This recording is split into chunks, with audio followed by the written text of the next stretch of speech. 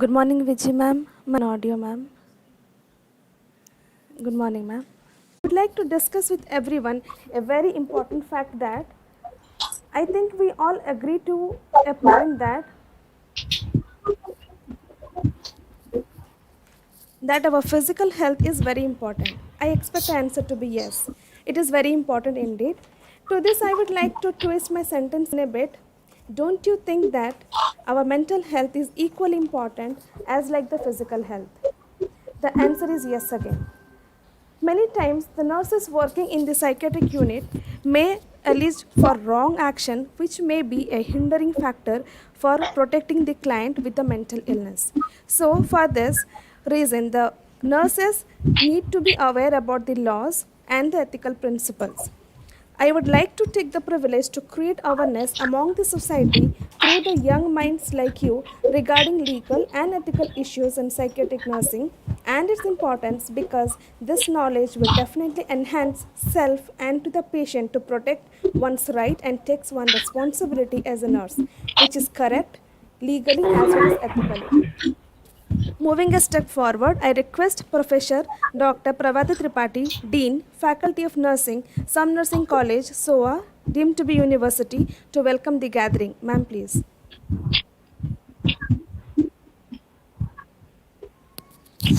Thank you, Debasri. Good morning, one and all. I'm very happy that you all have joined this seminar. And once again, I welcome all of you from different parts of our country.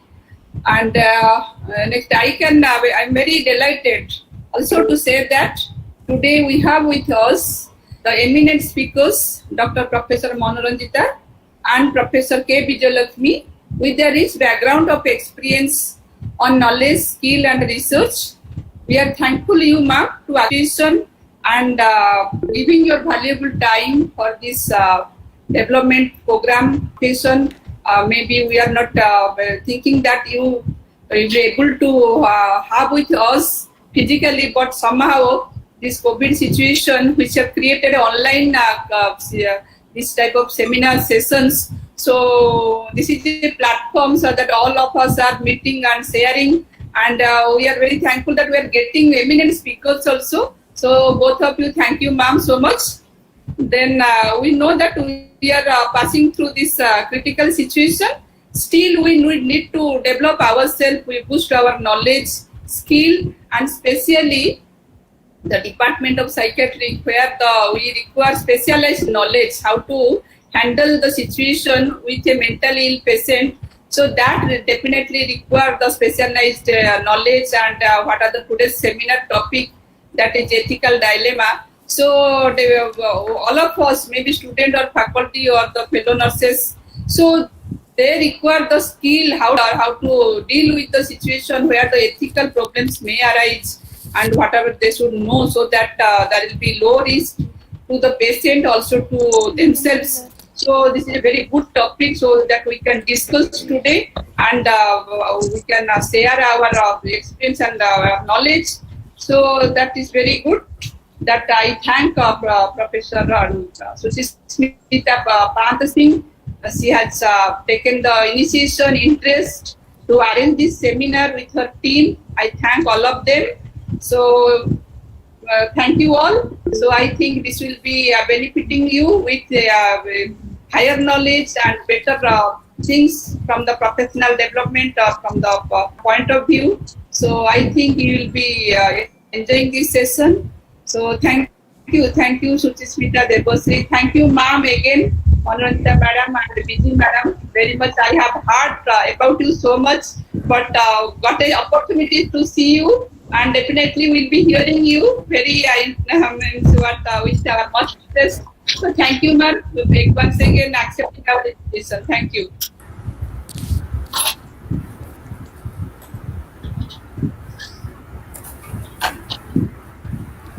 Thank you, ma'am. It was wonderful listening to you. Now I would request our HOD, Mrs. Suchismita Pahanta Singh, Department of Mental Health Nursing, Some Nursing College, Siksha, Anusandhan University, deemed to be university, to deliver her initial remark in today's webinar. Ma'am, please.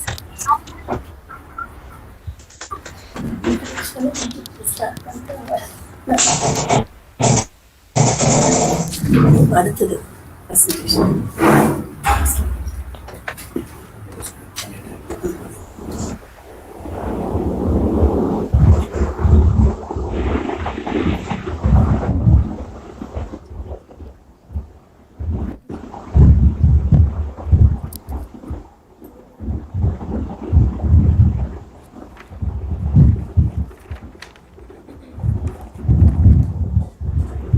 Namaste.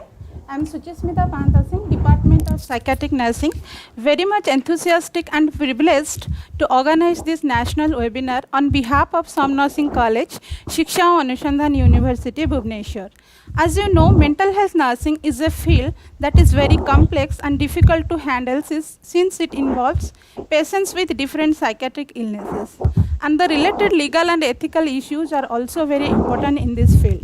A registered nurse practiced in psychiatric nursing unit should know all the legal rights and responsibilities of a psychiatric nurse, the legal and ethical issues that affect the care, the laws that regulate and control the care, and the ethical nursing principles to be followed.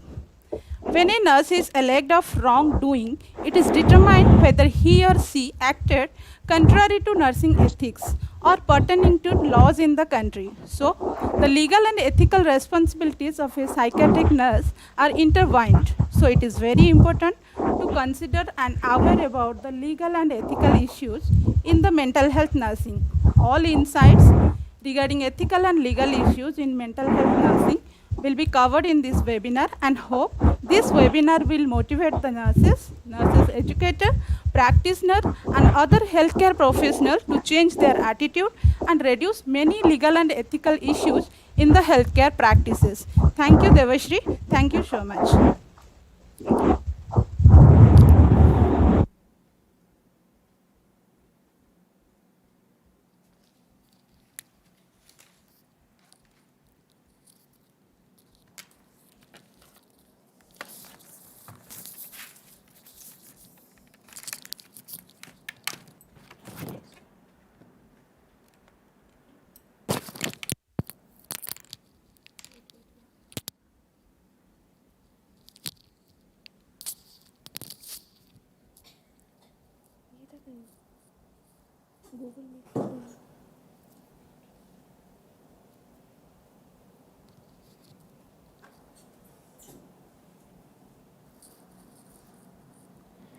Moving forward with the session of today's webinar, I would like to introduce our first speaker to the gathering, Professor Dr. S. Manuranjitham.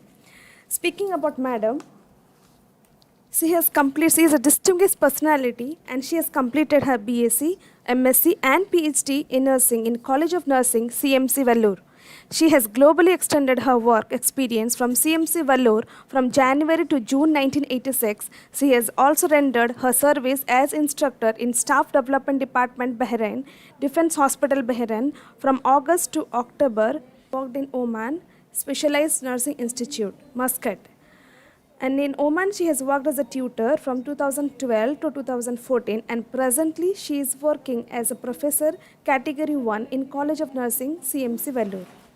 She has won many prizes in clinical research in MSc Nursing in 1993. She has won the Norris Prize in Community Health Nursing for degree students. She has attended various short-term courses on research methodology, economic basis of healthcare intervention, orientation on revised module for HIV/AIDS, and art of training for nurses under GFATM in 2010. Contributed in various paper presentation like focus group discussion, suicide among adolescents, qualitative method of data collection, and many more. And she has published many articles too. The list is very big. Due to the shortage of time, we are concising it. With this, I would like to invite ma'am to kindly proceed with the session. Ma'am, please.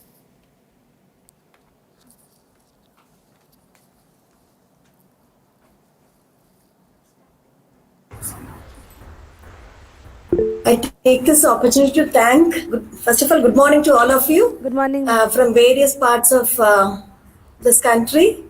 And I take this opportunity to thank the principal and the HOD of mental health nursing, Mrs. Shushmita and Ms. Debashri, for inviting me to present this topic. Yes, and I'm very delighted to do this. Thank you. Just a few minutes to upload the slides. Yes, ma'am.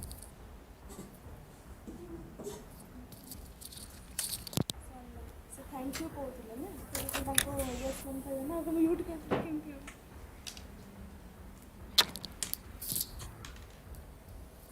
Can you all see the slides? Yes, Yes, ma'am. madam. Yes, ma'am. Okay. Yes, madam. So the topic given to me, yeah. So topic given to me for this seminar presentation is legal aspects of psychiatric nursing with recent advancements. So I hope that I have covered all the points which related to legal aspects. And the next is Mrs. Vijayalakshmi will be talking to you about the ethical aspects. So we spoke to each other and we thought we should not overlap some points, because when you see legal aspects and ethical, some points are overlapping. So we are not overlapping the points. me, ma'am. We Ma'am, check that. please, ma'am. So coming to the introduction. Excuse Yes? me, ma'am. Ma'am, please, ma'am. The PPT is not visible here, ma'am. Ma'am, please, 1 sec, ma'am. Yeah? Ma'am, the PPT Yes. is not visible here, ma'am. Just 1 minute, ma'am.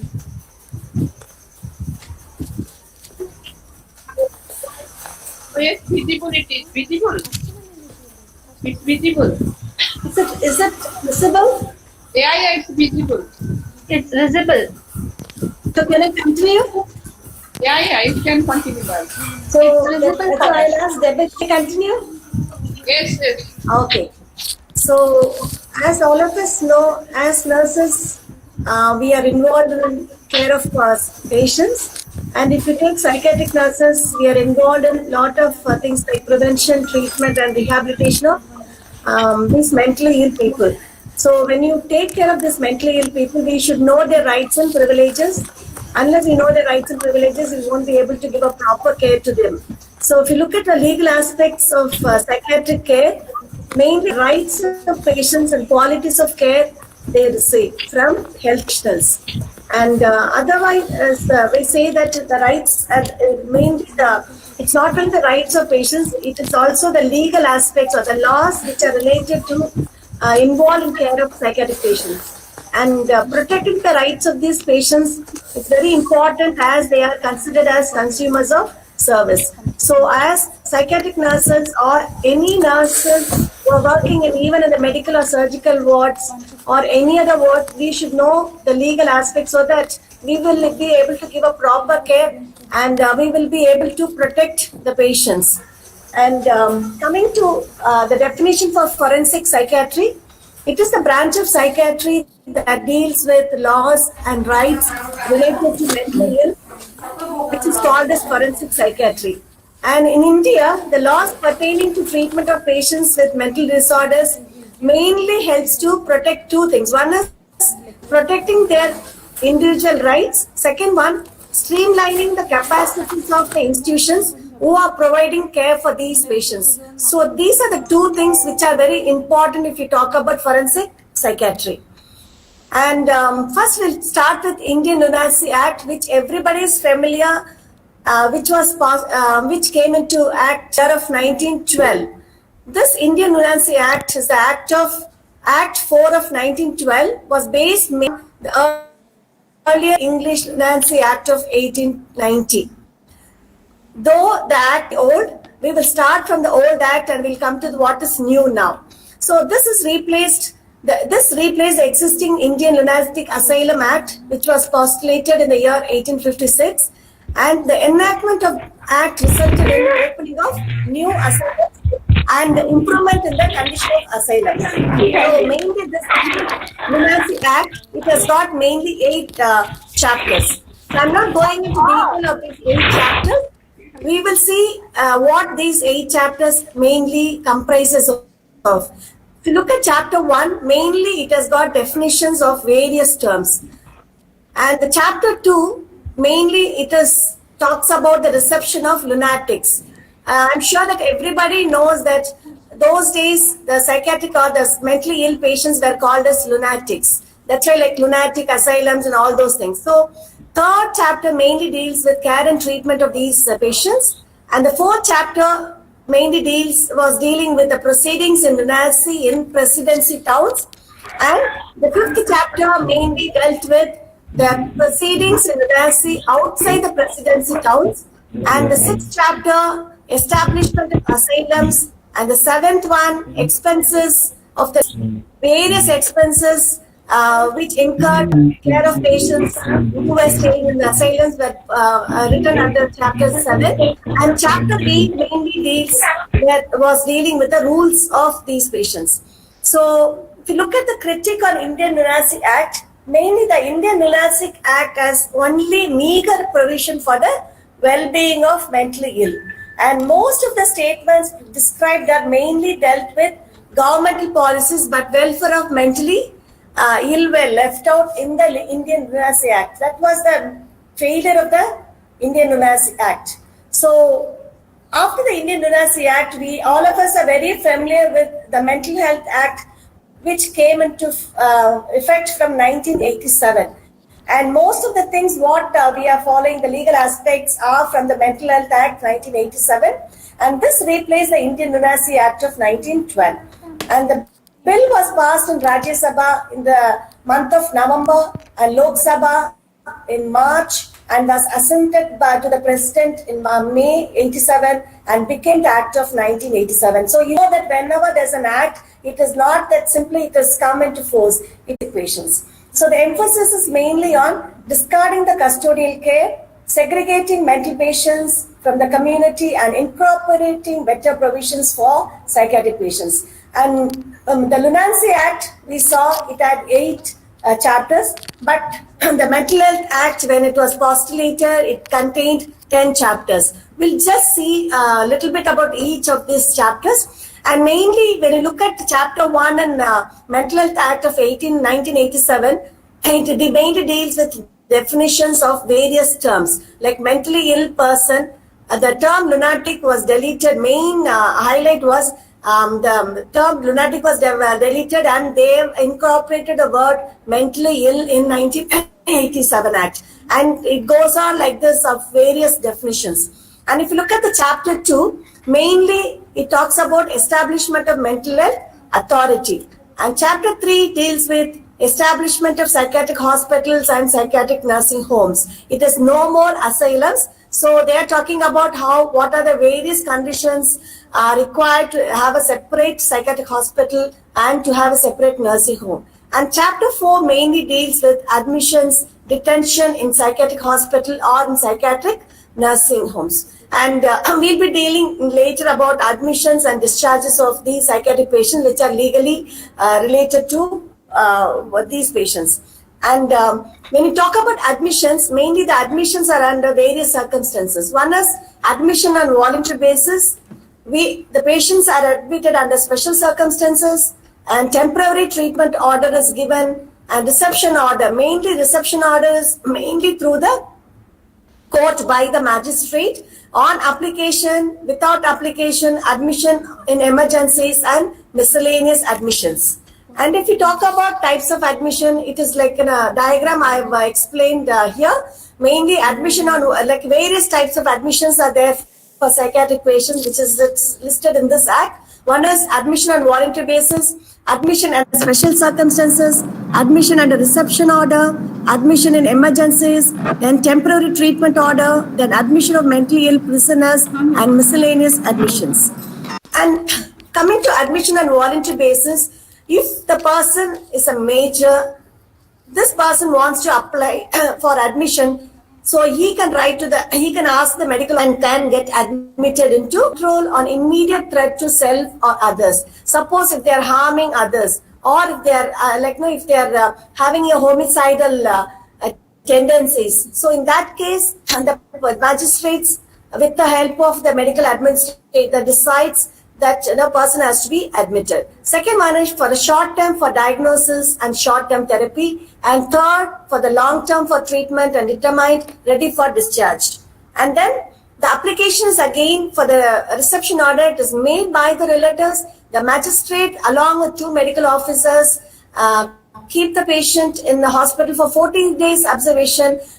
If the patient is able to be discharged, they discharge. Otherwise, medical officer has a authority to retain these patients for 6 months, and periodically every 30 days the case has to be reviewed. That's why we have to be very careful with all this legal aspects so that we don't make any mistakes. Each state has they have their own psychiatric hospitals where they have to adhere to this, and the paperwork is more when you work in a government setup or in a private setup now, because of the various legal aspects which are attached. So we have to be very careful when this 14 days or when this 30 days or 60 days or six months are getting over. Suppose in case of admission during emergency, the medical officer in charge will admit this mentally ill clients, and after they admit, they have to be produced to the magistrate within 24 hours. And if they're unable to produce them to the magistrate within 24 hours, maximum they can take up to 72 hours. But they cannot keep them in the hospital without informing the magistrate. So the magistrate might visit this patient in the hospital, and the reception order is given to the patient so that the patient will be kept in the hospital for a certain number of days. Even in this admission in emergencies, if the patient is kept for a certain number of days, again it has to be reviewed. And then the temporary treatment order again given by the magistrate, and the medical officer in charge and the relatives make a decision, and then the medical certificate again which is given by the medical officer is valid only for 6 months, and then it has to be reviewed. And this admission of mentally ill person is also done through the court, and the patients are admitted, they come through the court and they are admitted. See, for example, like admission of mentally ill prisoners, what you mean is like, suppose if a person is in the prison for long term and the person is developing some psychiatric problems, or if the person is in the prison for any of the theft or murder issues and the person has got psychiatric illness, they have to be produced to the court. And the miscellaneous admissions mainly deals about patients who are wandering on the streets, and mainly for the humanitarian grounds, we bring them and we admit them, and the social workers and the magistrates are involved in this kind of things. And if you look at the chapter 5, mainly it talks about inspection, discharge, leave or absence, and removal of mentally ill persons. So the chapter 4 was dealing about the admissions. Chapter 5 mainly talks about discharge of these patients. One is discharge of patients who are admitted on a voluntary basis, then discharge of patients admitted on under special circumstances, on reception order, who are admitted by police, and the discharge of patients admitted on mentally ill prisoners and the leave of police, and the discharge of patients admitted on mentally ill prisoners and the leave of absence. And if you talk about the discharge of medical patients admitted on a voluntary basis, here the medical officer in charge along with 2 medical practitioners will decide and then discharge a person. And if the person is admitted under special circumstances, the relative or the friend make an application, and the medical officer in charge decides to take care of these issues and discharge them. And the third one is if they were admitted on reception order and the applicant is application is there. So a certificate medical officer in charge of a psychiatric hospital decides whether to discharge a person, and then after the person certifies, the medical officer certifies, the person is sent, the application is sent to the magistrate, a magistrate issues an order if the patient is fit for discharge. So we have to be very careful. That's why even the medical officers, whoever the healthcare professional, has to be very careful in doing this. And if you talk about discharge of patients admitted by police, here the family members, if they agree to take care, it's not that all those are admitted by the police, the family wants them. So what is done is the hospital will inform the family members. The family members should agree that we will take care of them. We will not leave them again on the streets. So when they agree, they give a petition to the medical officer in charge of the hospital, and then they are discharged. And if the patient is admitted, the prisoners are admitted, what is done is a 6 months report is submitted to that authority person, and then the authority person, whoever is there, the medical officer, maybe along with all the magistrates. See, this mainly the prisoners are coming to magistrate, they discharge them, or if they don't discharge them, detention is there, and then again they are reviewed, the fitness is reviewed, and then they are handed over to the prison officer. They are not handed over to the relatives. When the prisoner is admitted, kept in the hospital, they decide whether to discharge them or to keep them. If they keep them, again they review the case. If they are fit for discharge, they are handing over the person, they will hand over the person to the prison officer, not to the relatives. And leave of absences, again the medical officer decides, a bond is duly signed, and if they want to go home from the hospital, maximum 60 days are allowed for them. After 60 days, they have to come back to the hospital. And chapter 5 talks about discharges. Chapter 6 mainly talks about judicial inquisition, that is possessing of property, custody of a person, and management of his property. And chapter 7 mainly deals with liability to meet the cost of maintenance of mentally ill. And chapter 8, protection of rights of mentally ill in person. In later slides, we'll see what is the current rights of mentally ill person according to the latest act. Chapter 9 mainly talks about this, and chapter 10 is a miscellaneous chapter. So, Lunacy Act has 8 chapters, and Mental Health Act has 10 chapters. And when you talk about the legal aspects, the Narcotic Drugs and Psychotropic Substance Act is a very important one, because now we know that more and more people are getting into substance abuse problem, other things, and there should be a law to protect the public or to punish them. So this act came into force in 1985, an act to consolidate and amend the law relating to narcotic drugs to make stringent provisions for the control and regulation of operations relating to narcotic drugs and psychotropic substances. So this act includes guidelines and laws related to how to use narcotic drugs, opium, cannabis, cocaine, and coca, and all related synthesized drugs and psychotropic substances and their derivatives. We are not going into details of each one, because if you talk about legal aspects of each act, it will take a lot of time. And in this act, if a person produces or possesses or transports, imports, sells, purchases, or uses any narcotic drugs or psychotropic substances, except they have excluded ganja, he shall be punishable with rigorous imprisonment for not less than 10 years and a fine of not less than 1 lakh rupee. For repeat offence, a rigorous imprisonment for not less than 15 years and a fine of not less than 1.5 lakh rupees. So the Narcotic Act is very strict, and many people getting into, you should know that many people are arrested in the railway stations or in the airports because they are dealing with all these drugs.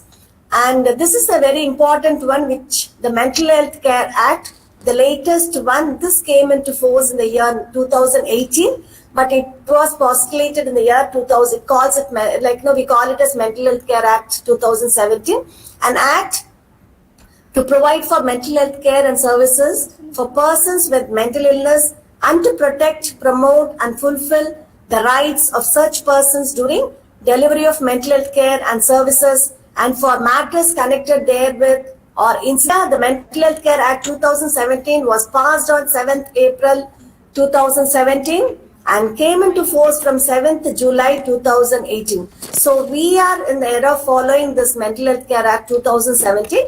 Many things are same, but certain things are removed and certain things are added.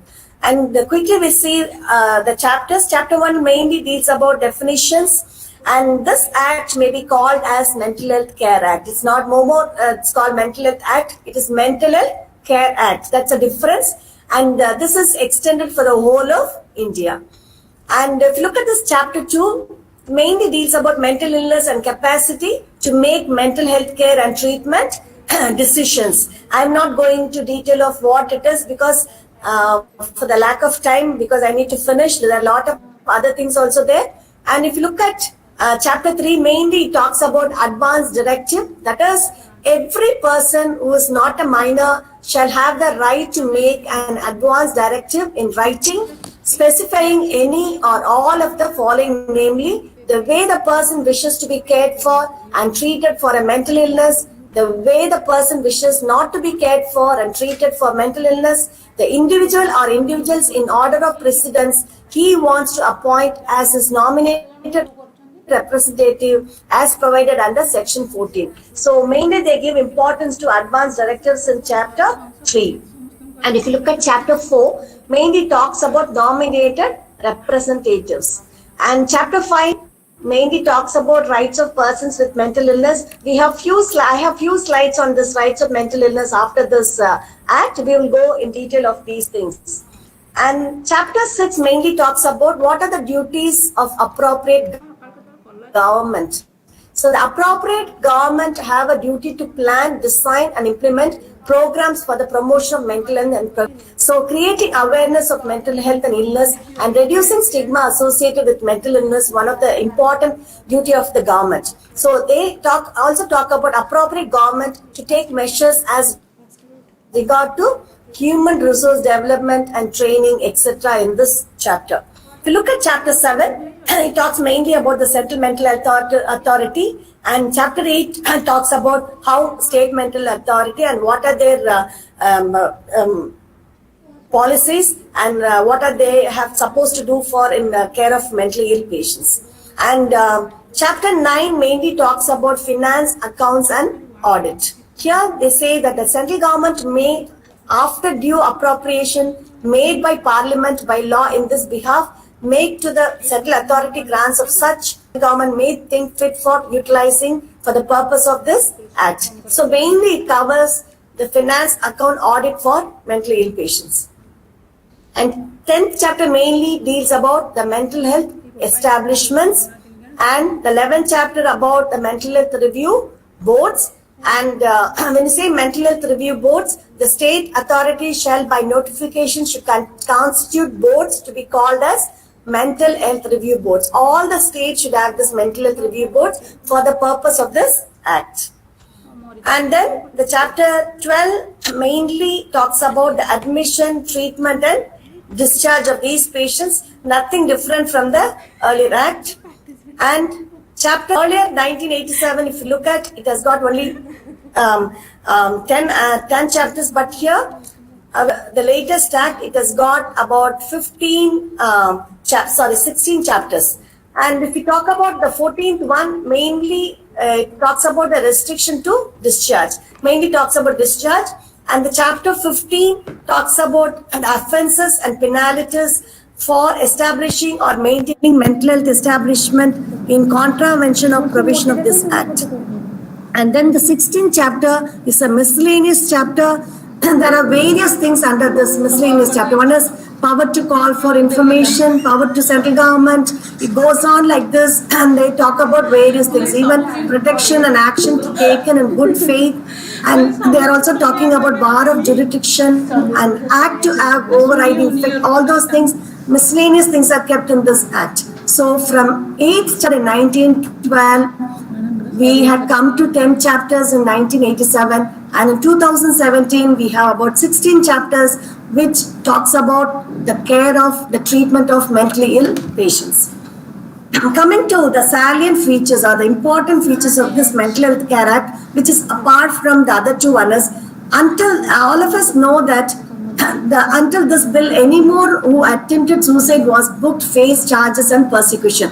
And if all of us remember the Indian Penal Code Act 309 says, suppose anybody commits suicide, they will be punished too, or they will be imprisoned. But this act says that now an attempted suicide will be presumed unless otherwise proven to have been under severe stress at the time and thereby liable to be prosecuted. So they are not punished from, according to this act, they are not put in the jail or they are not punished. They say that because they it's like a cry for help. They are under severe stress, they go for this.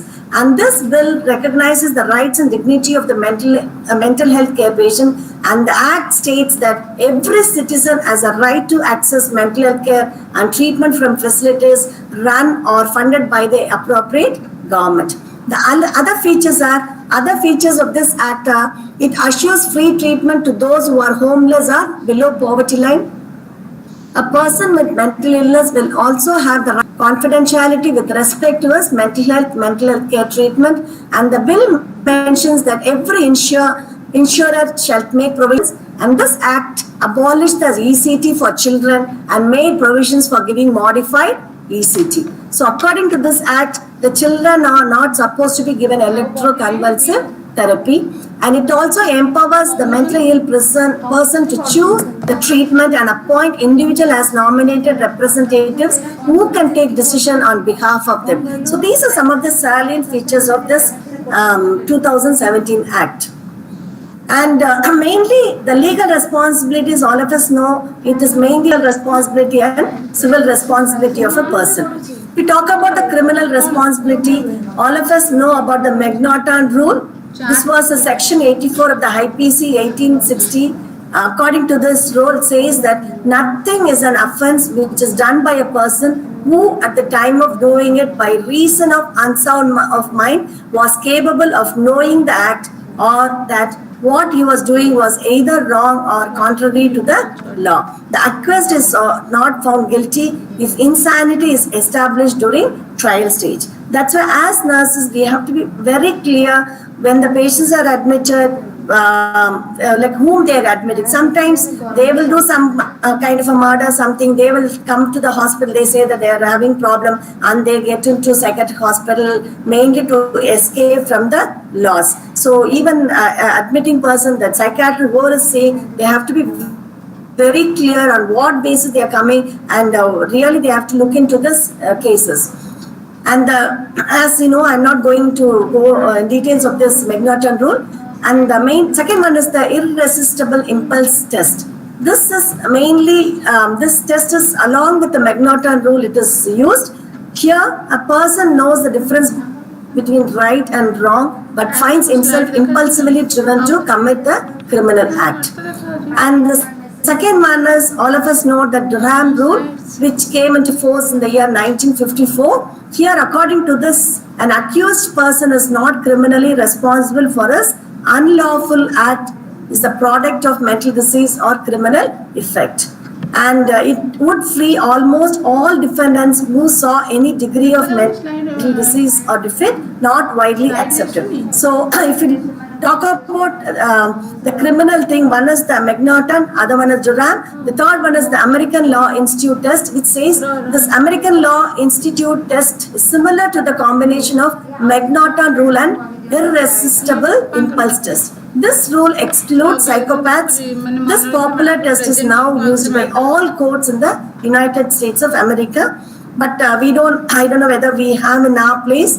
A person is not responsible for criminal conduct if at the time of such conduct as a result of mental disease or defeat, he lacks adequate capacity either to appreciate the criminality of his conduct or to conform his conduct to the requirement of the law. So all this are related to criminal law. If you look at the civil responsibility, these are the main things we are dealing with: marriage, adoption, testamentary capacity, oath, transfer of properties, contract, and witness. If you look at the management of property and affairs, if a mentally ill person possessing property is incapable of managing it, court can take action on request of relative of such persons. So during inquiry, if it is proved that insanity exists to such a degree, so as to make the person incapable of managing his own affairs, then court appoints a manager granting necessary powers. This is mainly managing properties, and all of us know that we are day to day we are seeing in even newspapers when a rich person is there, they make them, they have got some psychiatric illness, they they realize if their relatives want to take away their properties, they form lot of stories and they make them to they are this person psychiatrically they are not sound, and they because of the property sake they put them in the hospital and they try to cheat them. So a lot of things are happening. So for management of property and affairs also, they are legally they appoint a person to take care of it. Second one is, if you look at the marriage and divorce, under Indian Marriage Act 1955, there are conditions in respect of mental disorders that must be fulfilled before the marriage is solemnized under this act. So a marriage between two parties, either of whom was of unsound mind at the time of marriage, is considered void. So marriage is not considered null or void if a person becomes insane after the marriage. So we have to be very clear when they come to go to the court whether this person became psychiatric problem before the marriage or after the marriage. It counts a lot.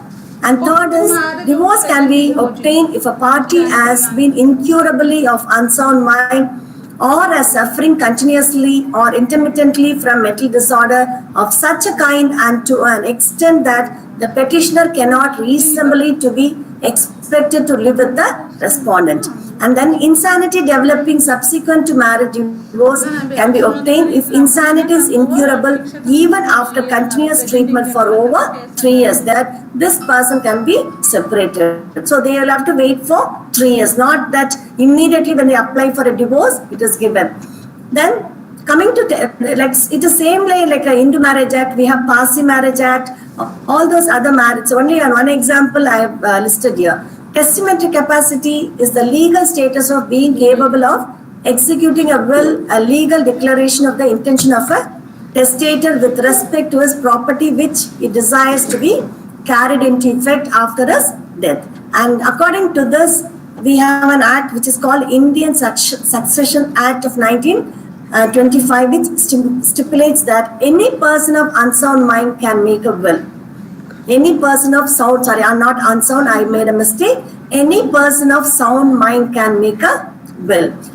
Persons who are ordinarily insane may make a will during an interval while they are of sound mind. We know that even bipolar disorder, when they are not, when they are having a time of sound mind for some months. During that time, the person can make a will. So no person can make a will while he is in such a state of mind, whether arising from intoxication or from illness or from any other cause, so that he does not know what he is doing. So this, in one word, we can say that when the person is making a will, he should be of a sound mind. Otherwise, at any circumstances, this person cannot make a will if the person is having a problem or on treatment. The person is not considered. Even if the person is intoxicated, they say that it is not valid, kind of a thing.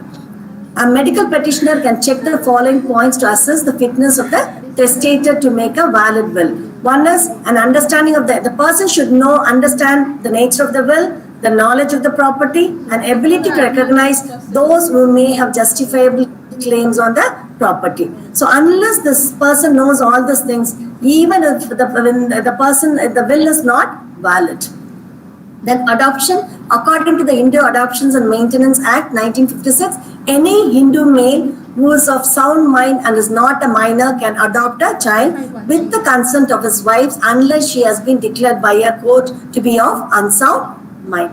So any Hindu female who is of sound mind, is not a minor and is not married can adopt a child. If she is married, then her husband should also of sound mind.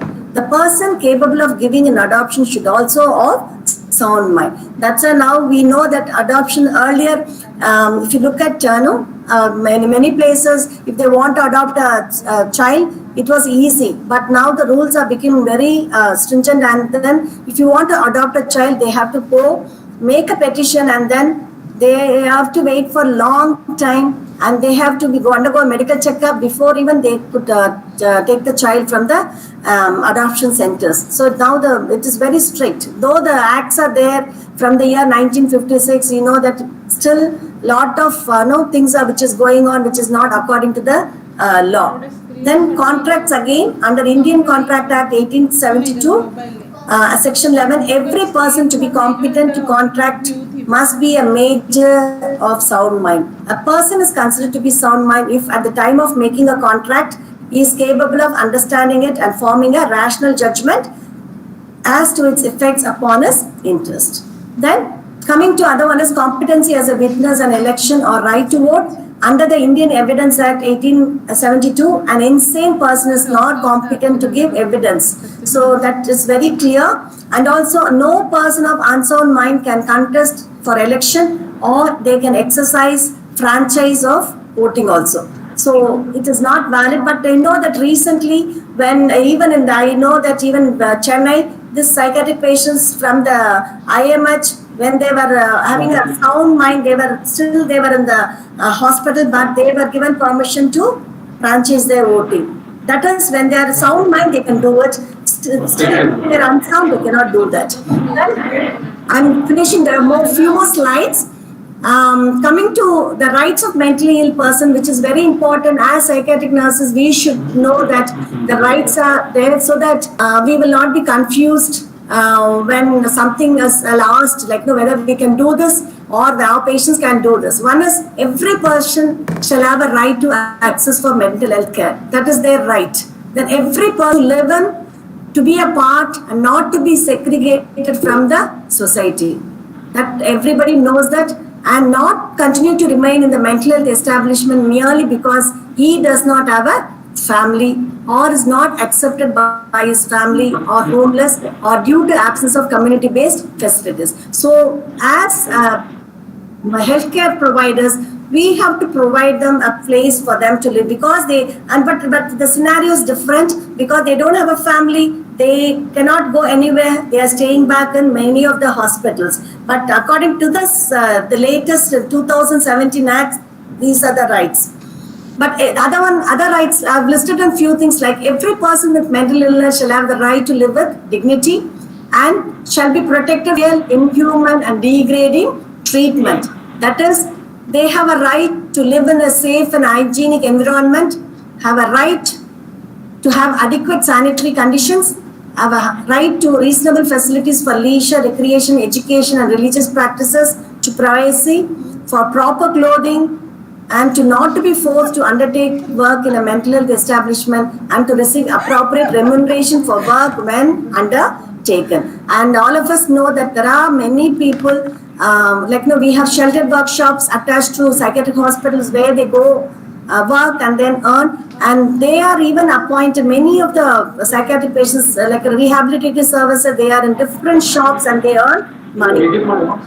And then they are not to be forced to undertake work in a mental health establishment and to receive appropriate remuneration. Again, it's a repetition of the earliest point. To have adequate provision for preparing for living in the community, they have a right for wholesome food, sanitation, and then compulsory, they say that tonsuring, that is shaving of head hair, even that is written in there, one of their rights. It's not that psychiatric patients should be shabby and walking around, but they have a right to be clean and to look neat and to wear own personal clothes and not to be forced to wear uniforms provided by the establishments. This is they allow the patients to wear their own clothes, but in a government setup, they have the uniforms, because I know that looking at the color of the uniform, they identify that they are psychiatric patients. But still it is there, but it's each hospital policy and each government does that. And other one is they have a right to be protected from physical, verbal, emotional and sexual abuse. And every person with mental illness shall be treated with equal to all the persons with the physical illness. They also should be other people. And we should not have any discrimination, and they should be provided for emergency facilities, and they will be entitled to use the ambulance service like any other people, and then they should have a proper living conditions. And here talks about the person with mental illness and his nominated representative shall have the rights of the following, like, right to make an application concern the board. They can write for applications, and they can even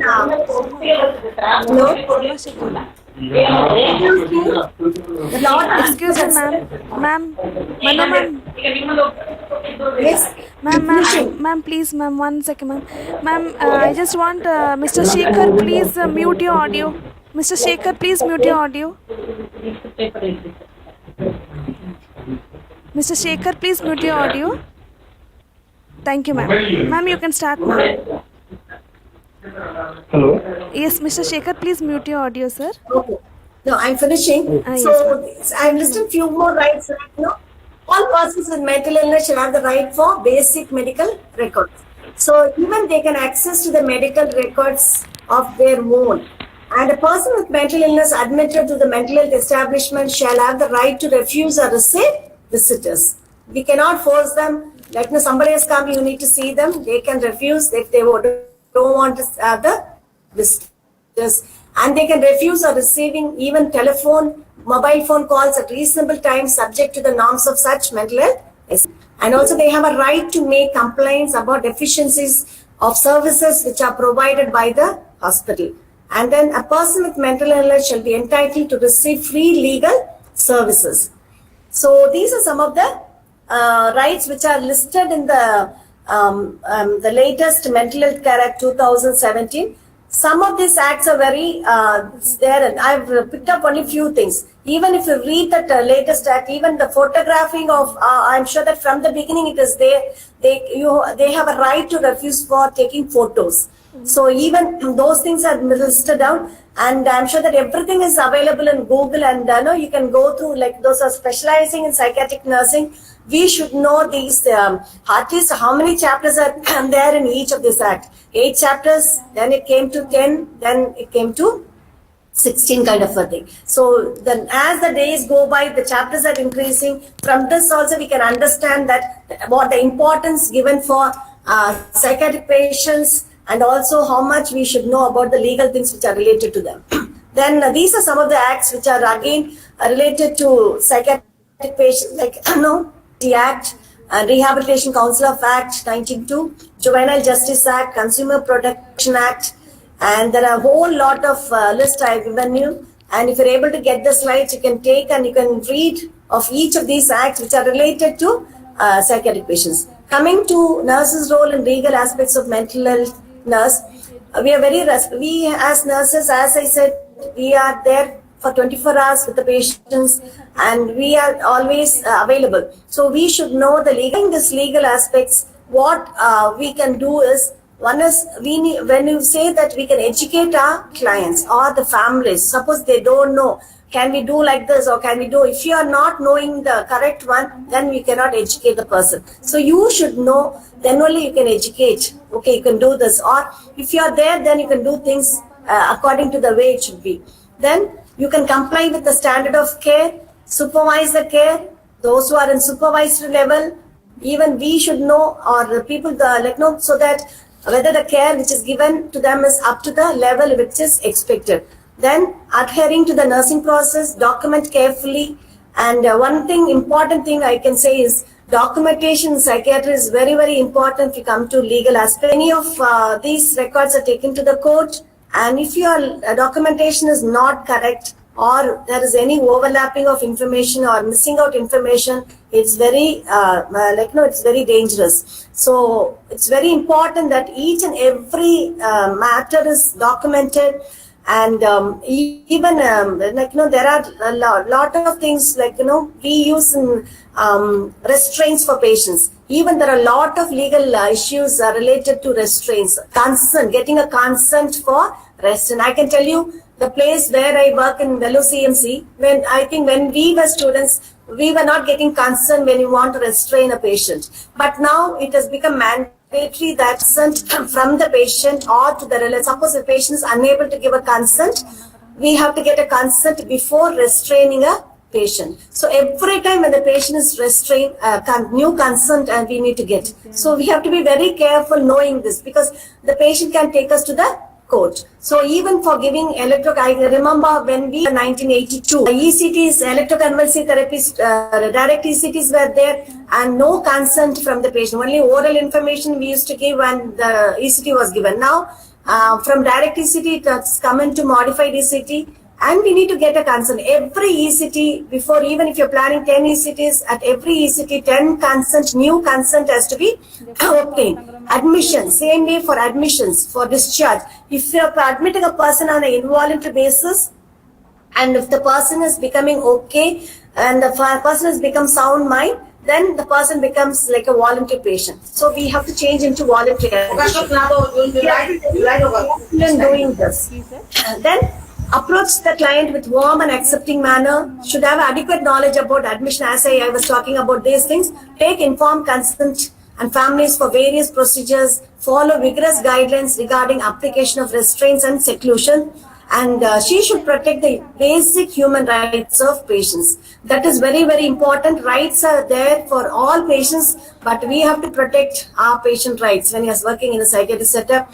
And another important, the last thing is maintaining confidentiality at all levels. Whether the patient is there or we say that not to disclose the information or not to discuss about any of our patients when you are coming out of the work. For the welfare of the patient can be discussed with other healthcare workers.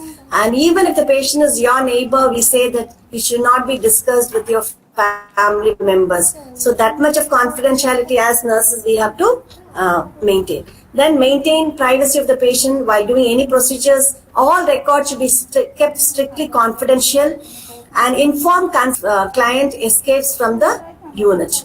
And keep hazardous objects away from patients, and make sure that the hospital policy does not violate patient rights.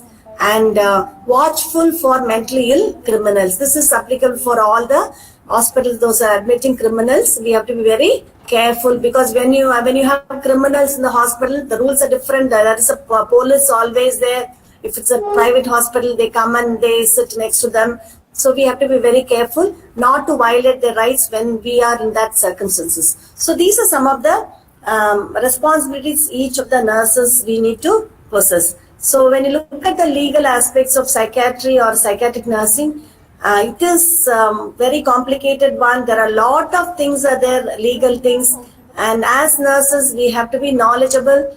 I'm sure that this session would have opened some of your, whatever you've forgotten or those are doing. You can elaborate more on this, and we can be very careful when you are caring for these patients.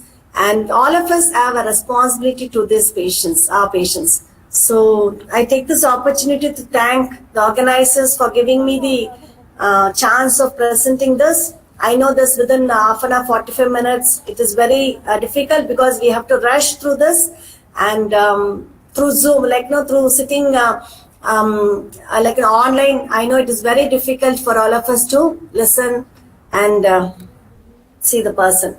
So thank you all. So I finish my session. Thank you, ma'am. It was a brief session. It was a wonderful one. Ma'am, I want our participants, if they are having any sort of queries, then they can ask now.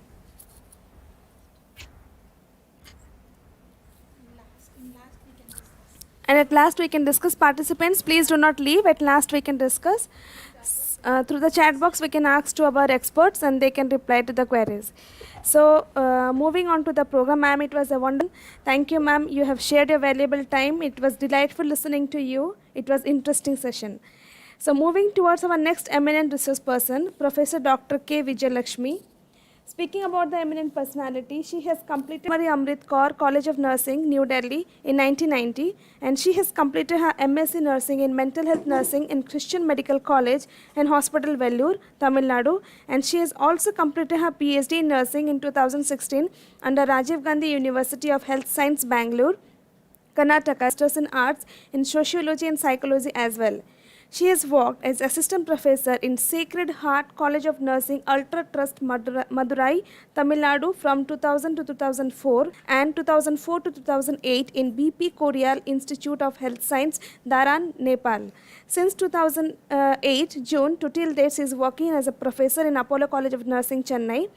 And she is also awarded as a Best Researcher Award in 2018 at Apollo College of Nursing, Chennai, Outstanding Research Award in 2019 by World Research Council and United Medical Council, Rashtriya Pratibha Award by Indo Science Development Association in June 2019.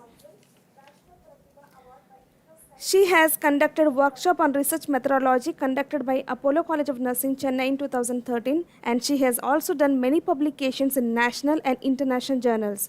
She has also done many chapter contribution and attended many workshops and scientific sessions as a resource person. These are way too less, but ma'am is quite more than this. So with this, I would like to call Dr. K. Vijayalakshmi to move forward with the session. Ma'am, please. Vijay, ma'am.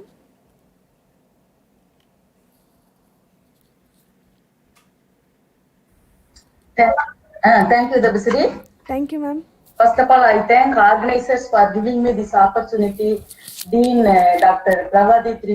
Can you hear me, Dabasri? Yes, ma'am. Am I audible? Yes, ma'am. You're audible, ma'am. Am I audible? Yes, ma'am. Yes, ma'am. Yes, ma'am. You're audible, ma'am. Yes, ma'am. Okay. Yes, ma'am.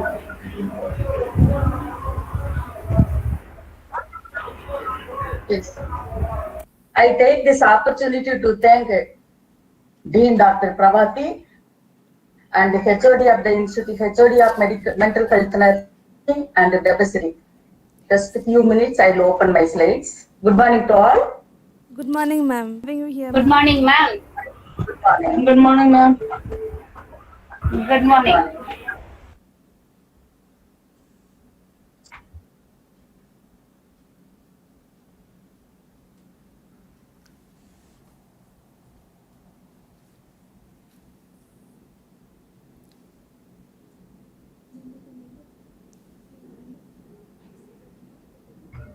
Can you see the slides, Dabasri? No, ma'am. Not yet, ma'am. Dabasri? No, ma'am. Not yet, ma'am. Yes. Good morning to all. And the topic given. Ma'am, slides are not visible, ma'am. Okay. Wait for a few minutes. Just wait for a few minutes. Maybe it will take minutes.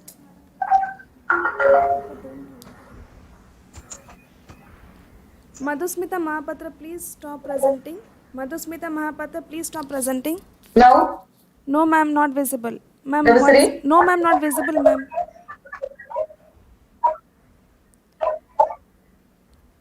Is it visible? No, ma'am. Not? Okay. Ma'am, present now, ma'am. Right. In present now, we can start, ma'am.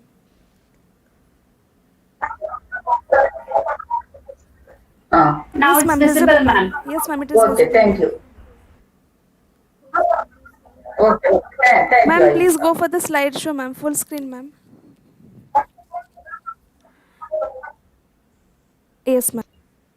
Good morning, everyone. Good The morning, topic given to me is ethical dilemmas in psychiatric nursing and its newer form of resolution. Good morning. We all know that what is ethics and ethics in general in health as well as in nursing, but something what is special in psychiatric nursing that we are going to see now. And what are things that we are going to cover under this topic today? Ethics and mental health. That means something related or something specific to mental health. Then components of ethics. We all know that we have studied also, but still we are going to revise it. What are some of the important elements of component ethics? Then ethical principles in context of psychiatric nursing and ethical decision making, ethics in psychiatric research, that is issues and recommendation. Code of ethics for nurses in India and ethics skills, something related to psychiatric nursing. We'll move on now. And as we all know that ethics plays crucial role in protecting rights of person with mental illness. And even though it is important in all other professions, it is something more important in mental health, because as we know that there is no insight and patients may not be aware that they are having mental illness, and most of the time their rights are violated, and we don't bother much about legal and ethical aspects of the mentally ill patient. So it is very, very important that we have to revise and what are some of the points to be kept in mind while dealing with the psychiatric patients. And ethical guidelines help maintain transparency and accountability in patient care.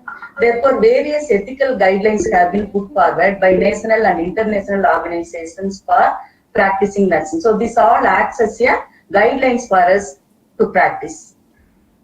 And most of the time we are these legal and ethical aspects are described and discussed together. Even today's sessions, if we looked into, first session was legal and it is now followed with the ethical issues. So these legal and ethical issues are usually described together, even though these are not same. Sometimes there may be some overlapping, but there is a difference. Legal standards are those standards that are set and enforced by government laws. Ethical standards are based on the human moral principles of right and wrong. So for ethical, we can't say that which is right and which is wrong. This is actually based on the various dimensions and also based on the various variables and other factors related to it. We can't say the way if you do like this and it is good, and when we do some in some other way it is not good. So this all depends upon the various environmental factors also. But whereas if you look into legal standards are based on written law, while ethical standards are based on human rights and wrongs and morals. Cannot violate any legal aspects. That means if we have to do in this particular way, like driving and other things, if we know, and we have to drive in that particular way only, we cannot violate it. If we violate, then we will be sued in the court, and there are things like that. But if you look into ethical, there is no set rules and guidelines. But again, we can't say that this is the only way that we have to do it. There are several alternative solutions will be there, and we have to look into all the alternatives. Then accordingly, we have to make a decision. And as we know that the word ethics is derived from the Greek word ethos, which means moral standards and values that a person carries within himself. That means this all depends on what values that we give importance. Like for example, as an individual, I may be made more family oriented. Some people they give importance for the patients and the profession, whereas some people they give importance for their self and family. So this all depends on us how we are going to react and respond to the given situation. So it also implies to understand right and wrong. It is closely associated with one's values and culture. And as a definition, when you look into, to put it formally, ethics is the branch of philosophy that defines. It is not actually something scientific. It is a branch of philosophy that defines what is good for the individual and for society, and establishes the nature of obligation or duties that people owe themselves and one another. So more or less, we have to see that in which way that this will benefit that particular individual or community or family, then accordingly their decisions will be made. And there are certain facts about ethics. That is, ethics is an essential discipline in the practice of health, including mental health. So we know that ethics is important component of overall biomedical health as well as the nursing. And especially in psychiatric nursing, it is more important, as we have discussed already. And it represents one's best understanding of moral responsibility, and it is something related to one's characters and and also personality and mindset and so many other external variables also. It evolves as a recent reflection on clinical experience. So that means the way we have learned in our past, it is going to influence our future actions also. Ethical studies investigate what should be our character and conduct. And ethics and mental health, how it is related, how it is more important in mental health. If you look into, like for example, the WHO estimates that 10% of the world population is suffering from some psychiatric illness. Many people may be thinking that prevalence of psychiatric illness is very less, but when we look into the statistics, WHO says that 10% of the world population is suffering from some psychiatric illness, and 25% of persons experience some psychiatric illness during their lifetime. So when we look into these statistics, mental illness is very high, prevalence is very high, and even some studies found that at least 20% of the population in India is suffering from some form of psychiatric illness. And most of the time, the people attending medical OPD, they suffer from some psychiatric problem, but only thing they don't feel comfortable and they don't want to tell because of the stigma and the discrimination that they are suffering from that they usually present with SAR, they feel that they have some physical illness, so they usually visit medical practitioner. But usually underlying problem may be psychiatric problem. So most of the time, this is actually iceberg concept only, and most of the time, most of the illnesses it is underdiagnosed and undiagnosed. So overall, if we look into it, is very, very common. Mental illness is very common, and there are various misconceptions about mental illness, and also there is a stigma and discrimination. So because of all these things that we should look into aspects are very, very important, that we should be familiar and we should know how to deal with the patients to avoid the legal and ethical issues or to deal with the matters.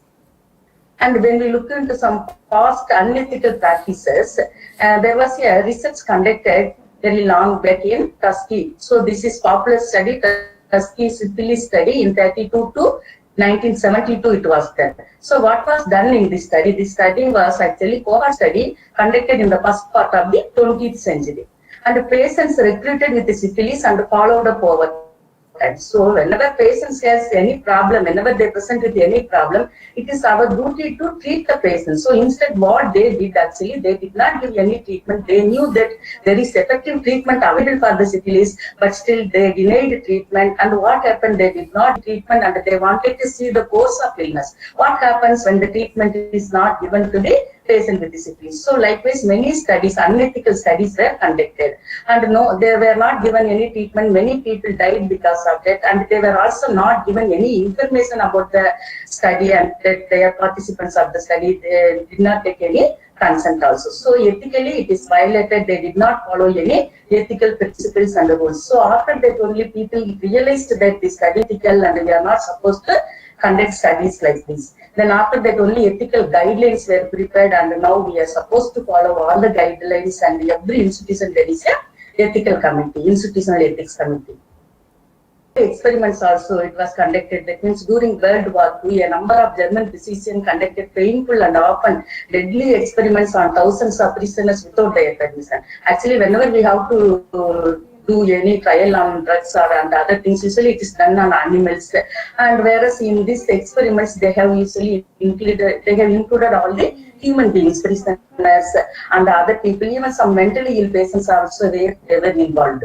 So considering the inhuman conditions, lack of consent and the questionable research standards, modern scientists overwhelmingly reject the use of result from the experiments in the camps. So these are some of the examples of the unethics. That means how the ethics were not the importance, no guidelines were formed in the past. So after that only now it is realized that it is very, very important. Now more importance is paid to ethical aspects. And when we look into the components of ethics, there are certain things. That means all these things that we have to look into when we come to the ethical part. So to start with rules and regulations. So any institution and any field that if you look into, and there are certain protocols, rules to be followed for each condition and each situation. And there are also values. These values may vary from person to person. So values are not actually consistent in all the individuals. It is not same for all the individuals. It may vary from person to person. And the research, so it is also based on the research. Then moral principle, it is something related to characters and moral. Then ethical practices, that means there are guidelines and the rules of conduct. So every institution they have, as well as states also, they have the rules of conduct for nursing and for other profession therapy. And these are very, very important thing. That is ethical principles, overall ethical principles. These principles are actually common to any field you take, whether medical, surgical, nursing, or psychiatry, pediatrics. Actually, it is very common. But now we are going to look into in which context that it is something relevant to psychiatric nursing. So these common ethical principles, basic principles are autonomy, beneficence, non-maleficence, justice, veracity, and fidelity. Now we are going to see one by one in context of psychiatric nursing. So that is ethical principles in context of psychiatric nursing. First, let us see autonomy. We all know what is autonomy. It is a respect autonomy of patient and their ability to make treatment. In lay term to say it is something freedom. We should give freedom to the patients, particularly for psychiatric patients. We know that most of the time what happens, because they do not have insight, they are not able to make decision for themselves. So we don't give freedom. We usually only dictate them that what they are supposed to do. Then they just listen to us and they obey our comments. So we have to give them freedom based on their ability to make a decision. And it recognizes right of patient to self-determination. So patient have right to make choice over the care and the treatment. If the patient have insight, and we have to include the patient, and then we have to ask and we have to give the choices. These are the choices, which one that patient wants to select.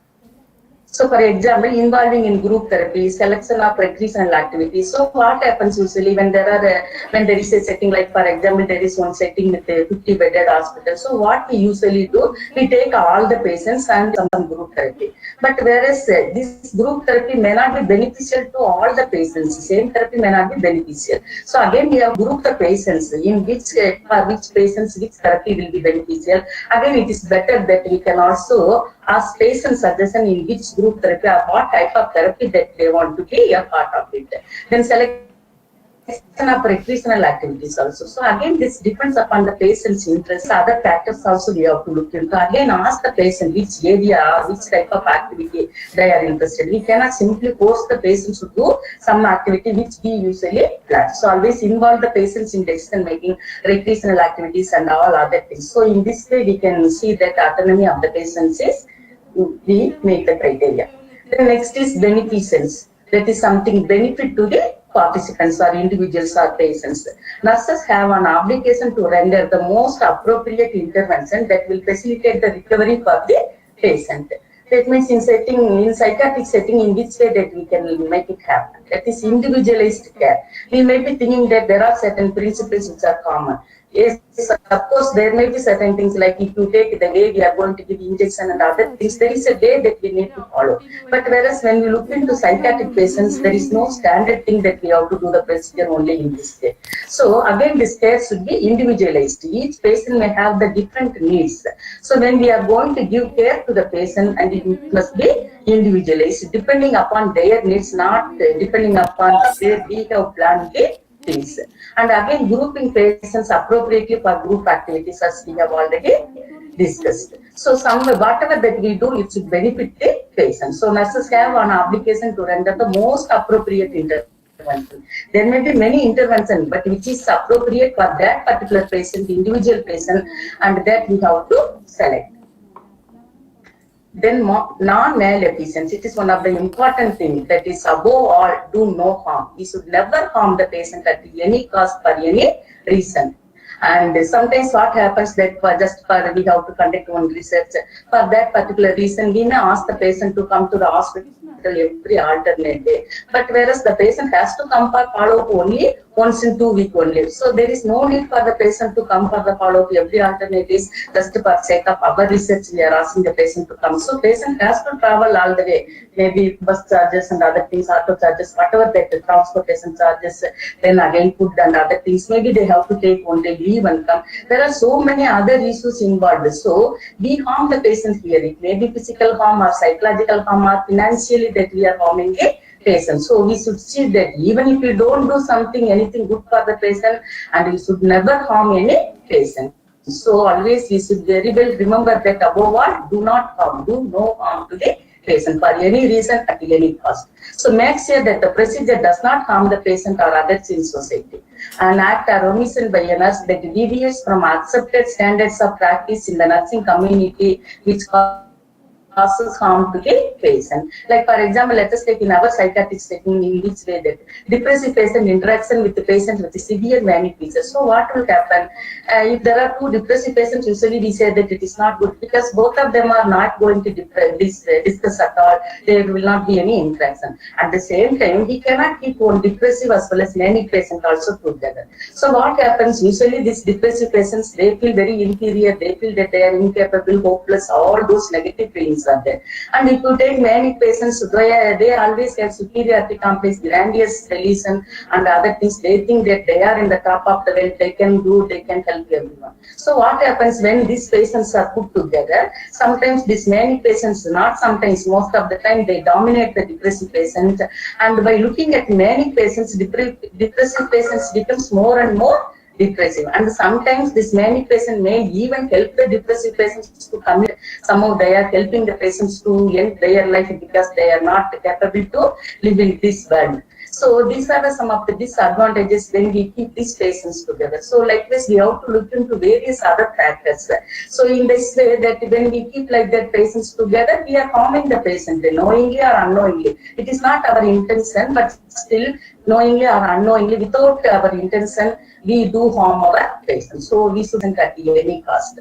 So this will in this situation, given situation, these feelings, many patients' behavior will reinforce depressive patients, and sometimes many patients also it will reinforce. That means patient may think that yes, I am in top of the world. This patient, you see, he does not know anything, whereas I know everything, and I can manage him. I can manage many other people like that.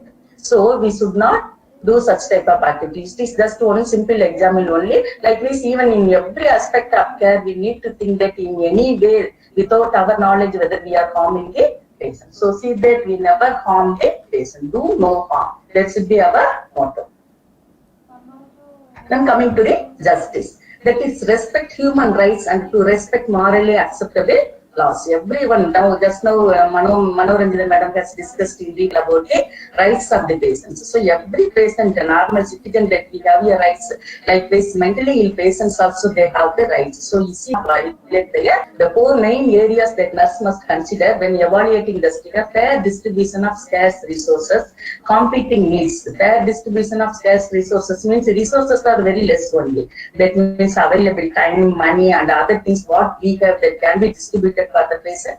It is not very high. So we have limited resources, but you see that what is necessary for what type of patient. Some patients they require our time. Some patients they require something else from us. Maybe some other patients they need some other recreational activities and other things. So we need to avail things. So fair distribution of scarce resources, competing needs. There are certain needs. So it may not be possible for us to look into everything, but again, most important thing what is there and in which way that we will be able to help the patients in meeting their needs. That we have to look into rights and obligations. So what are the again patients' right and what is our obligation that we need to look into. Then potential conflicts with the established. So as ma'am discussed already, there will be many legal issues which we need to think. We have to be very, very careful, take all the precautions, and at the same time, and we should be able to meet our patients' needs.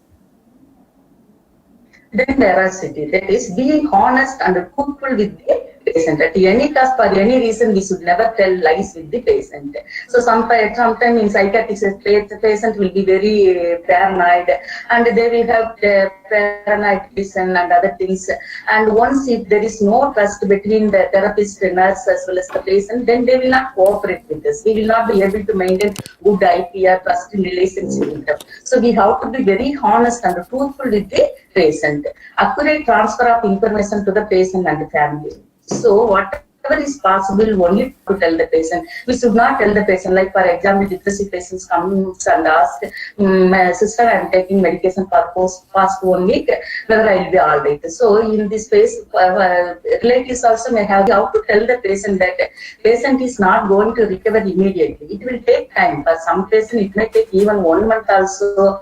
And recurrence also is very common in acute psychosis and other problems. So that we have to inform that we should not tell anything lie, or we should not give any false hope to the patient. So accurate transfer of information to the patient and family is very important. Then disclosure of patient's marriage. This is another situation. Disclosure of patient's marriage by patient to the therapist and the question of confidentiality. So in again another example, also same example I have given in confidentiality. So like here, whether we can tell the truth to the spouse of the patient, that we have to get consent from the wife, then only we can give this information to the patient. Because the information can be used for the divorce and other criminal activities and so many other things also. So we should be very careful. When dealing with the criminal cases also, we should know where to tell the truth.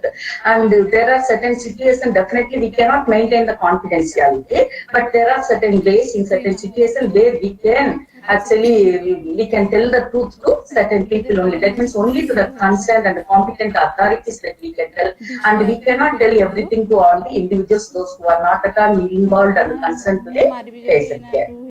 Then coming to the fidelity, that means being faithful and keeping up promises. And many times we tell, sometimes patients will not take medications, and when they don't take medications, what we do, we tell something, if you take medicine only, I will allow you for this or for that or something else. So we should see whether whatever we tell, we will be able to follow it or not. So the nurse must be faithful. எல்லாம் ஒரு 10-15 kilometres தூரத்துல இருக்கிறாங்க. எல்லாம் போய் பார்க்கணும், இல்ல phone பண்ணி அக்கம் பக்கத்துல நம்ம உறவினர்கள் இருக்காங்கன்னு இன்ஃபார்ம் பண்ணி இருக்கணும். எதுவுமே பண்ண கிடையாது. அதுமே ஏதாவது இருக்கிற யங்க ஜெனரேஷன் எல்லாம். Please all of you mute your audio. Excuse me, ma'am. Ma'am, please remain silent, ma'am. Ma'am, the class is in progress, ma'am. Ma'am, please remain silent, You ma'am. can mute everyone's audio except the speaker. Yes, ma'am. Ma'am, you can take the class, ma'am.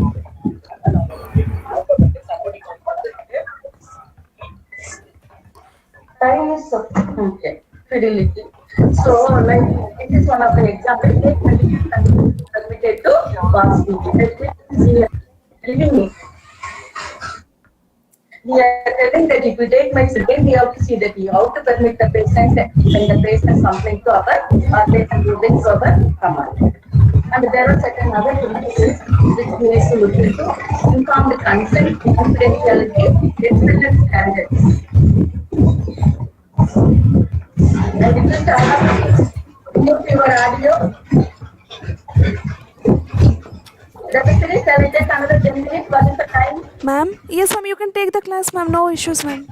The- Yes, ma'am, you can take the time, ma'am. I think it is time. No, ma'am, you can take I will it. If you another want, you 10 can minutes. take Okay. more time, ma'am. Then other principles. I think you can mute all audios. Yes, ma'am, I'm trying to see that option, ma'am. I want to mute everyone, ma'am. Yes, ma'am. Okay. Yes, ma'am.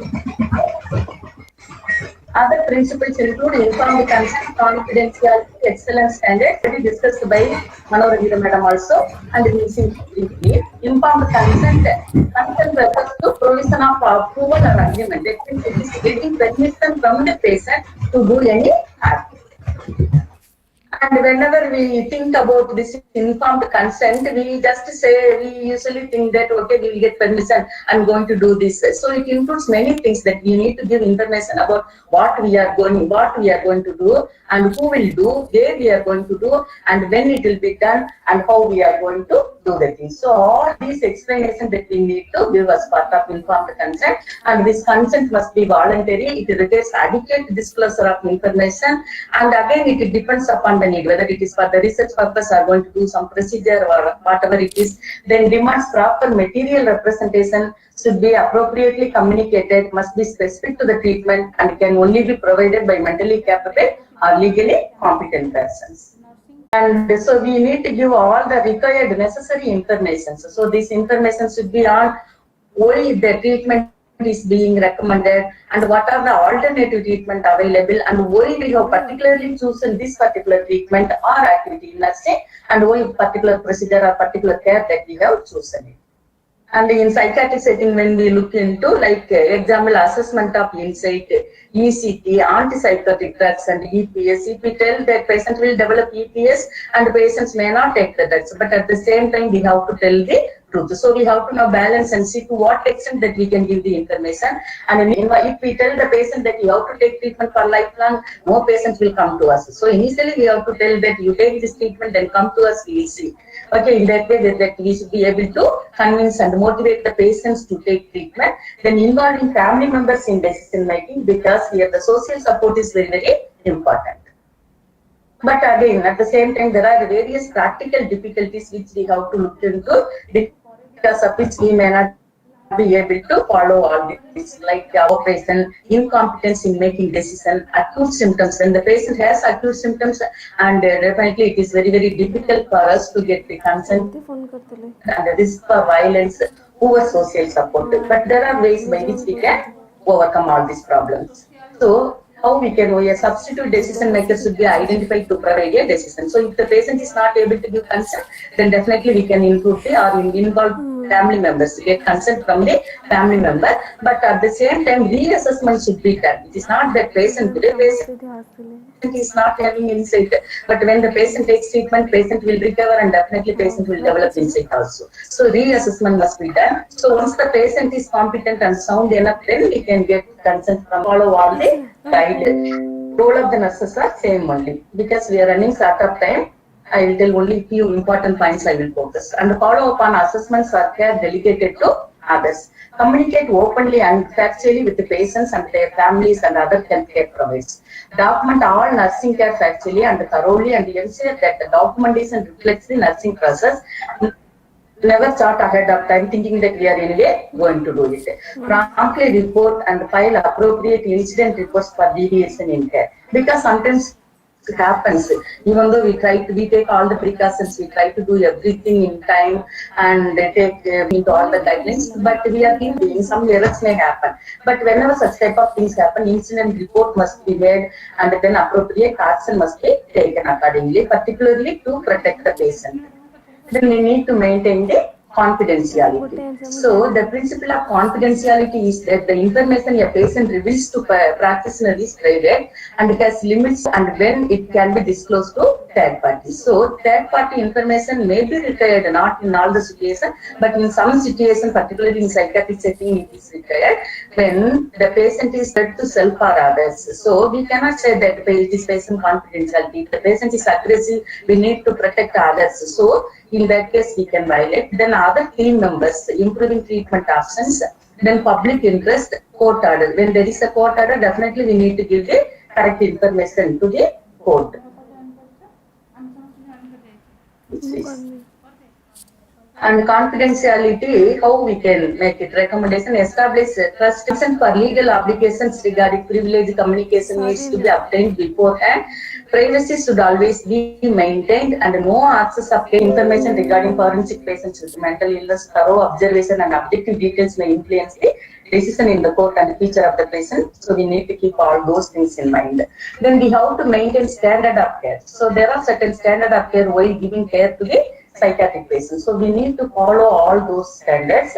And like when we look in psychiatric setting, there are certain centers, the care is provided by the untrained nurses and the lack of specialization. It is okay, sometimes lack of specialization, they have GNM, but still they take care of psychiatric patients, other patients, it is okay. But when it is care is given by the untrained nurses, it is very unethical to practice. So we have to look into all those things. We should never encourage and we have to bring it to the concerned authorities when such type of things happens. This is standard of care, which was already discussed by Manoranjita madam. And some comments, particularly our behavior should be in such a way that we should never harm and we violate the ethical principles. That means no jokes and laughing, speaking loudly in front of patient in a language not known to them. And sometimes patient knows only English and we talk in Tamil or Hindi. So in that case, and the patient will be thinking that we are talking about the patient only. So such type of situations should be avoided. So when the patient has paranoid behavior and this other behavior will be influenced by our behavior will influence and also patient symptoms will be aggravated. So avoid inappropriate body language, non-verbal communication and our behavior should be in such a way that we try to help the patient but not harm the patients. So this is particularly important when the patient has paranoid delusion, hallucination, hopelessness, all those things. Hopelessness, when the depressed patient is there, when we laugh loudly, patient may be thinking that all are happy in this world except me. So it will again reinforce the patient's depressive behavior. And then we need to be very honest with the patients, which we have already discussed, and we have to advocate for the patient. Because here we know that the patients are not going to talk or speak for them. So we are there, we should be there. We should be available in all the walk of patient's life and we should be advocate to the patients. And advocacy is a personal and a professional call to action. In which way that we can advocate? Particularly words are more powerful and everyday language can make changes in one's life. And we should avoid certain terms like persons with mental illness is better than mentally ill person. And always we have to use the term person with schizophrenia instead of schizophrenic. Like if we take cancer patient, pneumonia patient, we don't call them as cancer, pneumonic or cancer or whatever it is. But whereas in psychiatry setting, many people they use such type of terms which must be avoided. So we have to raise our voice for them, and we should discourage such things and discourage using terms such as mad, psyche, insane. All these terms we should avoid. We should never use, and also we should discourage others using these terms. And we should share our positive personal experience with mental illness to influence public opinion. There may be positive as well as negative experiences with our psychiatric patient, but we should speak about the positive experiences so that patient and other people, public will develop the positive opinion or attitude towards the mentally ill patient. So we need to speak for voting in elections. And as ma'am said, last year in IMH, many patients, those who had insight and they were competent to vote and they were permitted, arrangements were made to vote. So likewise, we need to help the patients, speak out for the rights of the patient, then write letters to the editor. That means we can write some positive stories about our patients. Not necessary that we have to publish only in the journals, in newspaper and in some other magazines where the people will have more access that we can publish. Then we can also work with the NGOs. And this is ethical decision-making process. So this process is like any other process only. Assessment, alternative choices, analysis, application, and access. So we need to assess the ethical dilemma. What is the problem now? In which way that I am going to act? In which way? So we need to first assess, and for every need, for every problem, there will be several solutions, several choices will be there, several alternatives will be there. So we have to look for all the alternatives which are way that I can act. Then what is best among them? We need to analyze, investigate everything. What are the advantages and disadvantages of each alternative? Then we need to select the appropriate alternative for the best response. That is about it. Then when we come into ethics in psychiatric research, there are various issues and recommendations which we can look into this. Ethics in psychiatric research has increased remarkably over recent decades to help in understanding the current trends and better therapeutic options. In earlier days, there was no importance was given to psychiatric research at all. People thought, particularly in psychiatric nursing, if you look into only for past years, only this field is there. Otherwise, there was no importance was given for the mental health at all. No research was carried out. Only it was carried out as a part of the PG research. But nowadays, more importance is given to the psychiatric research also. And historically, we have seen that how these ethics were violated in the research. So we should not do such type of research. And sometimes what are the problems that we face in day-to-day life? Lack of adequate information regarding forensic patients with mental illness. So we need to do a thorough investigation. Then problem of diagnosis. That means when we say that the patient is depressive, whereas some other doctor, when the patient goes to some other doctor, it may be diagnosed as schizoaffective disorder because patient has the mood symptoms. So in this case, we need to use the criteria and the standard tools, and the diagnosis is very, very important, and informed consent as we know already. Then decision making, that is assisting and advocacy, repeated informations. That means patient may not be able to decide now, but at the same time we need to keep on assessing the patient, and when the patient is able to give decision, definitely. Then publication issues which we will discuss, absconding behavior. When the patient abscond and how to deal with this problem. Bracelets can be there, and when we give patients bracelets, so what happens, all information printed on that, name, patient's contact number and other details. So whenever the patient escapes from the hospital setting, and there will be some people and who will bring the patient back to the institution with the phone number and other contacts. Then tattoos with information also nowadays there, it is considered. Then research participant relationship, like the transference and the counter transferences, which is very, very common problem what we face. So here professional and therapeutic relationship and set limits and boundaries. We should not go beyond that. We should know that what is our duty, in which way we can help the patient, but never go beyond that. And when involuntary treatment, follow policies and guidelines of the institution for ECT and other procedure also. And whenever there is a conflict of interest, it should be disclosed. And the ethics in scientific publishing. So this is one of the important things nowadays. Many people, they want to publish, but see that we do not violate ethical principles. So what happens nowadays? Plagiarism. Plagiarism is just copying. What we do, just open the internet and you type something, we get all the information, whatever we need, we copy and paste it. And simply we copy somebody's work and we put our name and it is published. So that should be avoided. That is known as plagiarism. Then intellectual stealing. That is, idea will be somebody else. When just we discuss and we have some ideas, we share with our friends. So what happens? Somebody who is good in research or just in publishing, who have the writing skill, and they take our ideas and they may publish it. So that is also, it is not the right thing. That is intellectual stealing in predated journals. When we pay money, there are some journals within 24 hours they publish in the online. So such type of articles, there will not be any value because it is not at all reviewed by the peers and other groups. So this type of journals are known as predatory journals. Then authenticity and accuracy of the data what we have collected, that is very, very important. Sometimes there is no authentic things were done and how it was done, and simply we give, and there are some journals whatever we give they publish it without any editing. And originality of the work, that is very, very important. And whatever we publish, it should be our original work and credited. That means never fail to cite the source of information received from others' work. We take reference from many other things, but whenever we take any reference or any pictures, we have to acknowledge.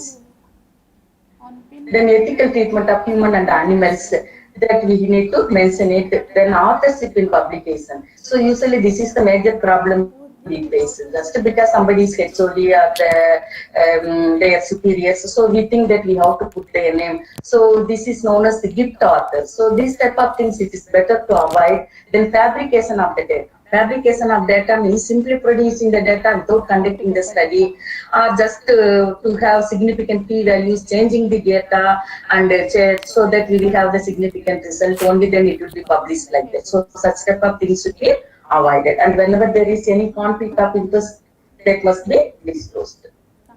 And these are some of the things that we have to keep it in mind while doing research in psychiatric setting or any setting, not only for psychiatric, it is common principles only. Then these are some of the confounders and factors. Some of the factors are variables that affect decision making or ethical dilemma in our psychiatric setting. I am not going to discuss in detail because I have already exceeded time. And these are the things which we have already discussed: stigma and discrimination, lack of insight, treatment non-competence. These are the typical and peculiar problems which is common only in the psychiatric setting, not in any other settings. Okay. Then lack of specialization, poor infrastructure, and lack of funding, substance abuse. This is one of the common problems which we see. And this substance abuse, it may be a cause of problem or effect of the problem. Sometimes it is cause and sometimes it is effect. So when the patients are not able to cope well with their problems, they end up with a substance abuse. Or when the patients are using already substance abuse, they are not able to cope with the situation. But whether it is a cause and effect, this is always problem for us. We may not be able to make a right decision here. And risk for violence. This is one of the common problems. Risk for violence, risk for suicide. All other problems, even if there is a problem, there is an issue, that we can do something to revert back. But once the patient committed suicide, here we cannot at all. So risk for suicide is one of the important issues that we need to look into. We should prevent, take all the measures to prevent suicide. Suicide can be prevented, but we cannot bring the patient back. Then risk for violence. So whenever the patient is aggressive and violent, take extra precautions and be very cautious that we do not, patient will not harm anybody else. Then medical problems common, often unrecognized and underdiagnosed. And they are also human beings. Mentally ill patients, they are also human beings. They may have many physical problems, also medical illness, along with the psychiatric problems. But what happens most of the time, their physical problems are undiagnosed or unrecognized, because patients, they are not able to tell, or they will not be in position to disclose to anybody. They themselves will not know that what is their problem. And they have problem in communication, and because of all these things, what happens, they will not be, these problems are unrecognized and underdiagnosed. So these problems will not be taken care. So when the patient has diabetic mellitus, when the patient develops symptoms, and the patient will not realize that these are the symptoms, it may be because of the diabetic mellitus. So patient is not going to tell anyone. So it is is our duty that we should be very sensitive, that we have to be very vigilant, and we should observe patients' behavior and the problems, and we have to take appropriate action. That means treating medical problems is one of the important things that we have to look into for this patient. And the patient escape, we know that there are more chances that simply patient will say that I am going here or there, I will just go for breakfast and come. But when you go and see in the ward, patient will never come back, and we don't know where the patient has gone. Anyway, of course, there will be security and other people will be there, but still patient takes some extraordinary steps and some outright settings. So that happens. So what are we going to do? So that itself is the big dilemma. But in this case, again, there will be a guidelines and the policy which we need to follow it. Then involuntary admission. Voluntary admission and involuntary admission, madam has discussed in detail. So in case of involuntary admission, there are certain rules and regulations, guidelines which we need to follow. And pregnancy, nowadays because now more precautions are taken in all the settings, but earlier days there were many patients, we do not know who was the cause for it. Because of the sexual abuse, many patients became pregnant, and sometimes this was not a person and MTP was done for some patients, but again it is ethical issue whether we can go for such type of things or not. Then drug side effects, as we know that extrapyramidal side effects are very, very common, and sometimes it may cause some other side effects also. Like when lithium is given, it may sometimes be life-threatening also, and it will cause various side effects. But whether we can tell the side effects to the patient or not, if we tell everything, then the patient is not going to take the medication. If we don't tell, that means we are not following the ethical guidelines. So now we have to balance and see, and we have to decide. We have to make a decision to what extent that I can give the information about drug side effects or whatever it is. Then lack of resources and services. Now we know that beds and psychiatric beds are actually, there is always scarcity, and psychiatrists, psychiatric nurses, number of psychiatric nurses, social workers, and then clinical psychologists. When you look into the resources, actually it is less than the requirement. Then unknown patient. So where this unknown patient comes, like in case of involuntary patient, when the patient is admitted in the ward, patient won't even know the name. If you ask the patient what is your name, patient may not be able to tell the name even. In that situation, we don't know what to. So usually it is unknown patient, like that only it is mentioned. Maybe some code number or something will be given. Later when the patient develops insight, patient will be able to tell the name that we have to look into. Then transference and counter transference. When we take care of the patient, what happens? Patient will develop some attitude and some type of relationship with the therapist, and therapist also may have some perception, like the patient looks like my brother or sister, my father or something like that. We may have some personal attachment with that particular patient. So such type of thing. So our relationship, we should remember that it is only the therapeutic relationship, professional relationship particularly with them. Then poor social support, very, very important for the psychiatric patient. But we know that for many patients there is very poor social support. They may not get adequate support. When the social support is very poor, what happens? The complaints will be very poor, and it will lead to problems also. So many problems like this poor complaints, stigma, discrimination, and poor social support, then lack of knowledge, all these things are actually interrelated factors which we need to look into. So these problems make the ethical things that more and more complicated one. Then community care. Nowadays, we usually say that once the patients become all right, the patient is able to manage, the family members are able to manage, and we should send the patient back to the family, and the patient should be taken care at family only. But what happens when the patient goes back, and the patient's family members may find it very difficult to manage the patients. They may not be able to go for duty, and there are so many other things also. It will affect their care and their relationship and so many other things. So in which way that we are going to deal with all these things? If we are not going to admit patients in the con, so that we need to think of, and there may be reasons, valuable reasons, logically we need to think where we have to admit such type of patient. That means we have to voice out for the patients. We have to explain to the therapist that these are the situations that family members are facing, patients are facing, and then we have to take appropriate actions. We have to advocate for the patients, talk for the patients. We have to represent for patients' feelings and their needs. Then criminal and forensic patients, as ma'am said, and there are many patients, they are involved in criminal activities, forensic patients. What we are going to do, we know that we have to take all the precautions, we have to protect others. So when the patient is violent and the patient also is a criminal, but at the same time we cannot take any action and no punishment can be given to the criminal patient, but at the same time we need to protect all other people from the patient. So in this way, then again we need to balance the things and see. Then seclusion, and the seclusion may be required in situation. That means patient is aggressive, so how we are going to help the patient? We need to manage this aggressive situation. We have to protect the patient as well as other or not. Of course, we can do it, but again, we need to follow all the guidelines. If you seclude the patient, we cannot keep the patient for long time. Again, we need to look into the time, and every 1 hour or every half an hour that we have to make the assessment whether the patient is all right. If the patient is very aggressive, we can give sedation to the patient. Chemical restraint may be used instead of keeping the patient long time secluded. So we need to think in that way. Then restraints, whether we can use restraints or not. It is a major thing that we need to think of.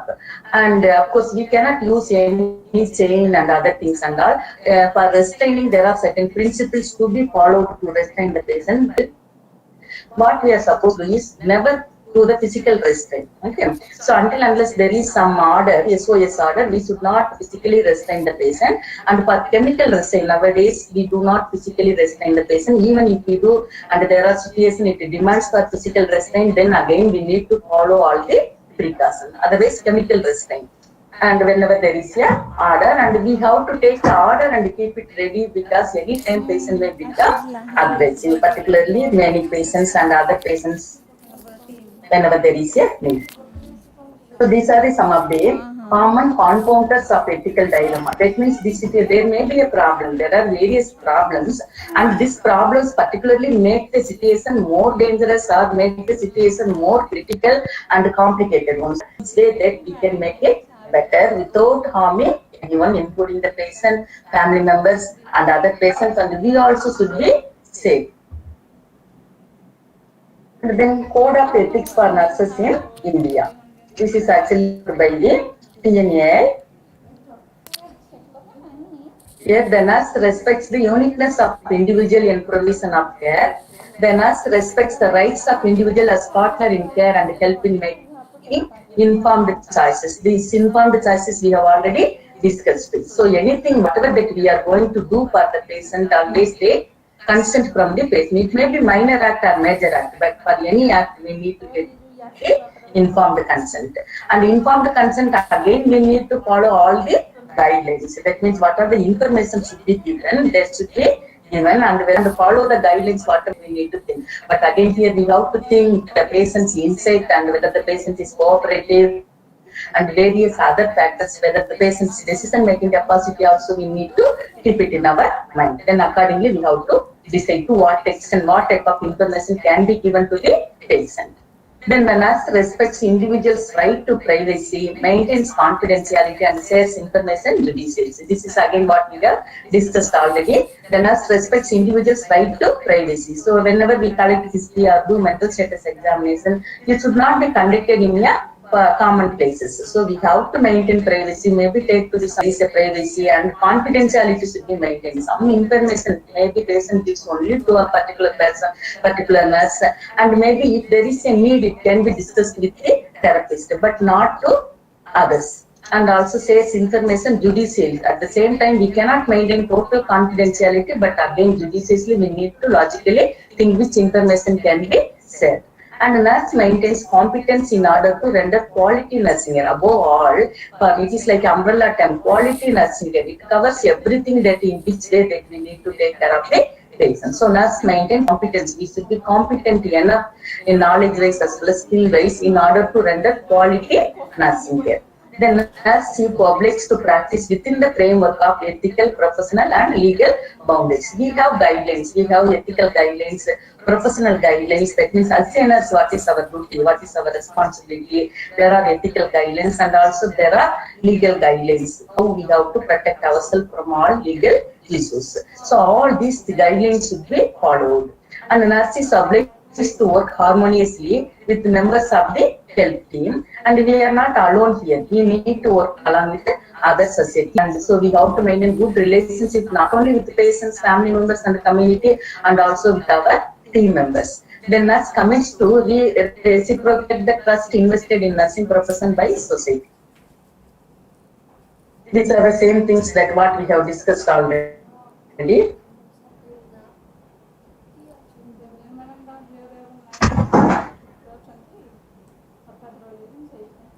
Same points we have discussed. Now next coming to the Code of Professional Conduct for Nurses in India. So these are actually closely linked. Code of Professional Conduct for Nurses in India. This is again professional responsibility and accountability. You take any field, whether it is a pediatric, psychiatric, community health, for everything, there are certain general principles to be followed. So professional responsibility, as a nursing professional, what is our responsibility, what is our duty, and we have to take accountability for all our actions, that whatever we do. So we must be accountable, we must be responsible. So professional responsibility, and it is like umbrella term for every nurse to practice. And nursing practice, so there are various areas like education, practice, research, care to the patients. So there may be various problems where we will not be able to render best care, but still whatever is possible within our level, that we should be able to give better care to the patients. So nursing practice, that is always follow the best practice, whatever is possible.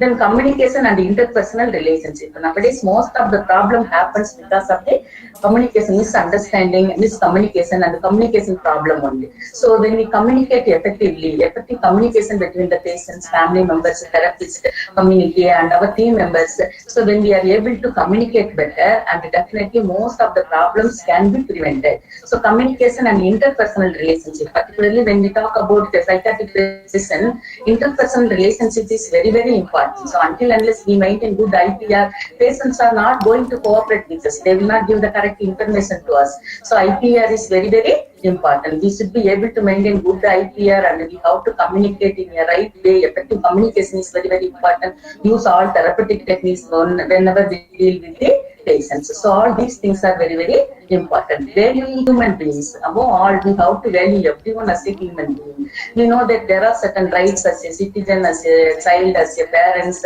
and as a psychiatric patient also. So we have to value their human rights, and as a human being, that we have to respect them. And management, effective management is very, very important. It is particularly people, there will be a manager. So as a manager, nurse manager, and what is their duty and responsibility that they have to take care. Then professional advancement. Sometimes other people may be thinking that, many may be thinking, okay, I have done my back what we have studied before 20 years, before 30 years, it is not going to work out. Maybe we know how to give injection, how to give medications, and what we have learned 20 years back, 50 years back and all, it is not going to be helpful. So we have to professionally advance ourselves. We have to update ourselves. We should be competent. This nowadays CNE and all, it is very good because of this corona. We are able to attend many webinars and other things. So we have to advance ourselves. That professional advancement is very, very important. Updating ourselves so that we will be competent to provide better and best care to our patients. So these are the Code of Professional Conduct for Nurses in India. That is professional responsibility, nursing practice, that is providing best care, then maintaining good communication, interpersonal relationship, valuing human beings, better management, and also professional advancement. And there are certain essential ethics skills in psychiatric nursing practice. Specifically, whatever we have seen, it is like a general principle.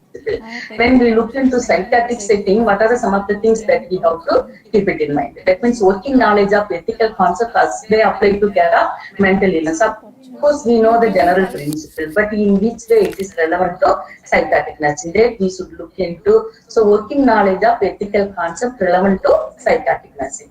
Then awareness of one's own values, strength, and biases. What do we think? What is our perception? What is our opinion? To what that we give importance? That means our values are very, very important in determining our decisions. So we should know our strength and in which way that we may being biased.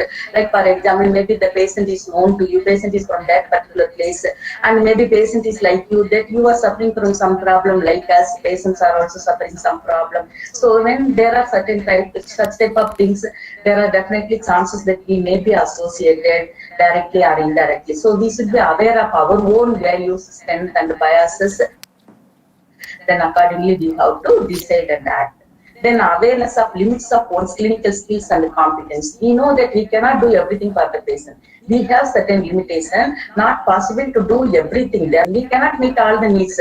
But of course, when the patient comes to us, at least meeting their health needs, their personal needs, like basic fundamental needs, meeting their nutritional needs, personal needs, hygiene needs, these type of things that we should be able to take care. So awareness of limits of one's clinical skills and competence, what we can do and what we cannot do. So when we are not able to do, when we cannot do, and this type of things, definitely we should help the patient in which way from other resources, or we should refer the patients to help the patients. Then anticipate specific ethical dilemmas in the treatment. When the treatment partners, we know that there are various problems like ECT, non-adherence, developing EPS, and because patients stop taking drugs, and so many other problems that we meet in day-to-day life. So anticipate this, all these problems are anticipated. It is not something new that we don't know that patient will develop these symptoms. So we know that patient will develop these symptoms. So when the patient develops symptoms, then we need to take it. And we have the way that patient is also recover from side effects. So all those things that we need to keep it in mind. So just because patient will develop symptoms, we cannot just avoid giving medication. So definitely we know that patient is going to develop symptoms, but even patient develops symptoms, we can treat it. So in such a way that we need to help the patient, that, but at the same time we never harm the patient. So anticipate specific ethical dilemmas in treatment, then obtain ethics consultation when required. So one thing we should remember, that whenever there is any problem, ethical situation where we need to make a decision, we should remember one thing, that we are not alone here. There are various other people to help us, to guide us, and we can get consultation from them, and we can get direction from them, like our senior people and therapists, and there may be a team members, other team members, your own colleagues, there are students, teachers are there. So obtain ethics consultation when required. So when we discuss with other people, there are various solutions that will be there, even though we may not be aware, but we know, but we have never thought of it. Like this, when there is a situation, and other people will be able to help us. So we must be able to obtain consultation whenever and wherever it is required. Then additional safeguards into the clinical care of patients. So not like other patients, here patients cannot make a decision for themselves. So we are there to help the patient. So take additional safeguards into clinical care of the patient, as well as to protect our own self. These are the certain skills, specifically what we should look into psychiatry setting. Then coming to, it is like summary, what we have discussed about the ethical principle, ethical components, decision making, how we can make a decision, then specific issues in the psychiatric setting, how to overcome all those problems, then ethical issues in the research, all those things that we have seen. And psychiatric nurses encounter many ethical dilemma in their practice, as we have discussed. Our social belief that all life has meaning and value will underscore our decision making. As we know that our values are going to determine what decision that we are going to make, that we should keep it in mind. Then patients' rights should be always valued, and rights, the value of human life and our responsibility as a nurse to do good should be always kept in mind. That means we should always remember that whether you do good or not, but never harm the patient. Do no harm to the patient. There should be our motto as a part of ethical principle. Then to conclude this, we know that there are certain do's and don'ts and by the institution. So those things need to be followed. And again, as we have discussed, as I have said already, we are not alone here. There are many people to help whenever required. And always we need to think of, we need to balance and see. There are advantages as well as disadvantages whenever we try to do something. So balance and see whether the risk is more or benefit is more. Always benefit should be more than the risk. Then accordingly we need to decide what we are going to do with it. And patients' rights and needs should be again balance. Just because thinking that it is patient right, but again you see that the patient should not end up their rights, end up their life because of we think that okay, it is his life and he can make a decision. Okay, it is his life only, but again, life is very very important. If the patient commits suicide, we cannot bring the patient back. So in that way, we need to balance the patient's right as well as the needs. Then accordingly, we need to decide. So balancing this and the benefit that is very very important, and the patient's rights and the needs also we need to balance and make a decision accordingly. So this is all something about it. But most of the time, what anything that any situation you take, there are certain limitations. Any task you take, there are certain limitations. And in ethics also, when we look into, when we think about any ethical issues, there are certain risks. So what is it? We need to think of it. And if the risk is more, definitely never harm the patient. Avoid doing anything and do not harm the patient. And see for the benefits. If it is more, definitely let us take some better action. So this is something what we have discussed so far. And here I would like to conclude this session. And again, once more, I thank Dr. Pravati Tripathi, Dean of the institution and HOD, and Debasiri, Assistant Professor of some College of Nursing, for giving me opportunity.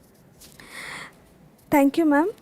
Thank you, ma'am, for sharing your knowledge. As you are clear that in order to become powerful, you have to be knowledgeable. Thank you, ma'am. Once again, it was an outstanding presentation. So I would request our participants that please, if you have any doubt or suggestion or compliments, comments, anything you have, you please share that in your chat box. And if you have any questions also, you can share that in your chat box. Please. I request our resource persons to please wait so that if there are any questions, then ma'am, please try to answer it, ma'am.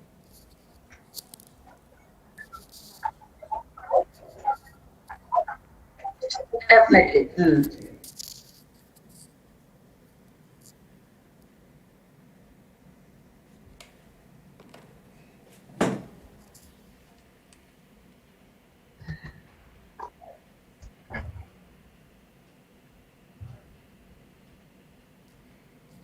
Ma'am, there is one question here. Someone has asked that restraint consent for the Yes. patient and marriage eligibility of insane. Something like this, ma'am.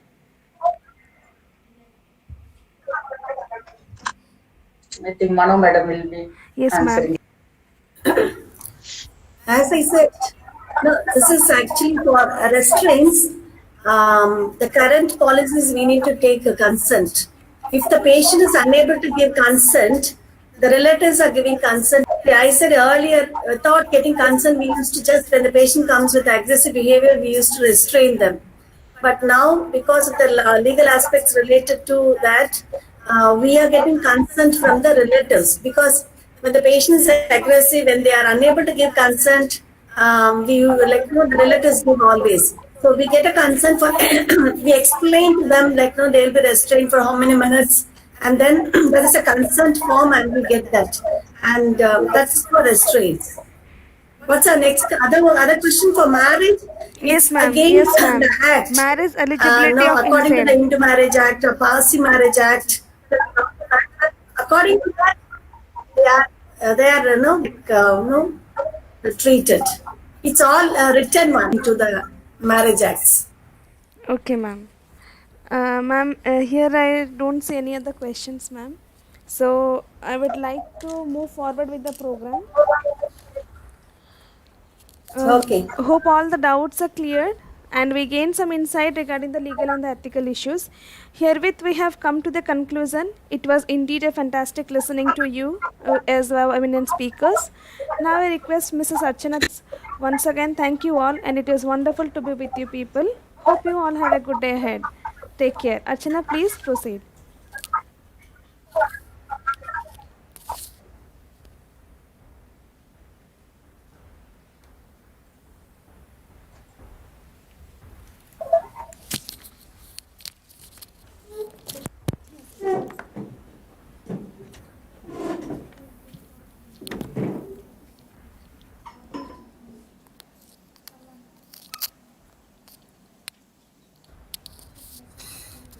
Unmute.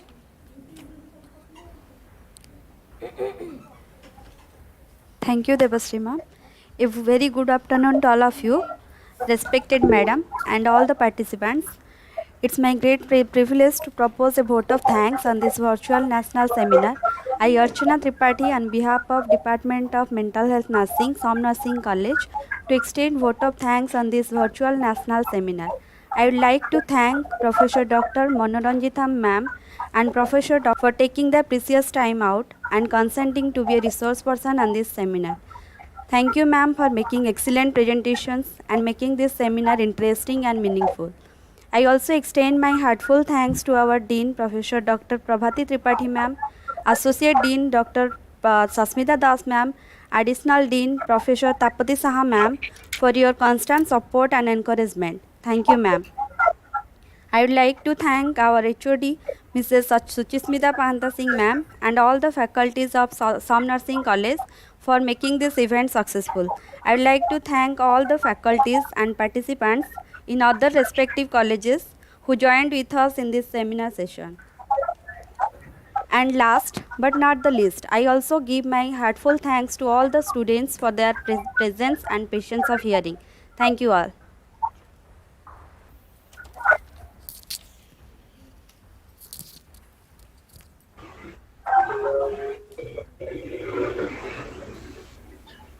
Thank you.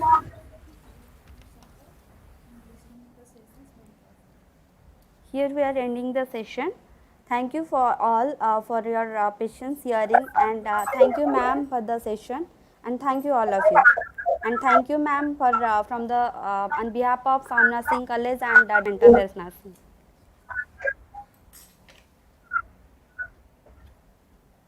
Thank you, ma'am. Thank you, Archana. We can end the session now.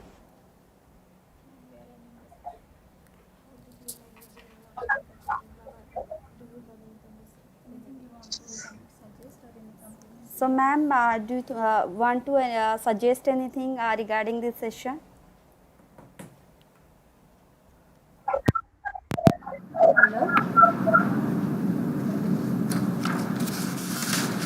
Hello.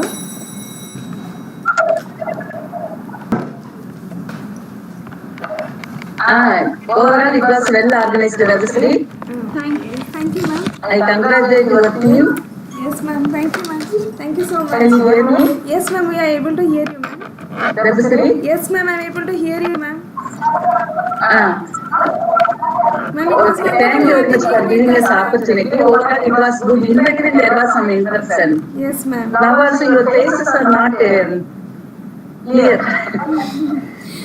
Maybe technical support first time you are doing. In future, that we can rectify all this. Yes, surely, ma'am. Surely, ma'am.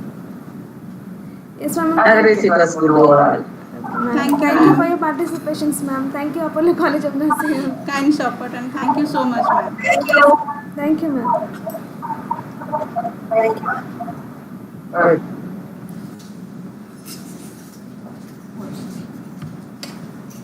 Please join up. Arish, you want to end the stream?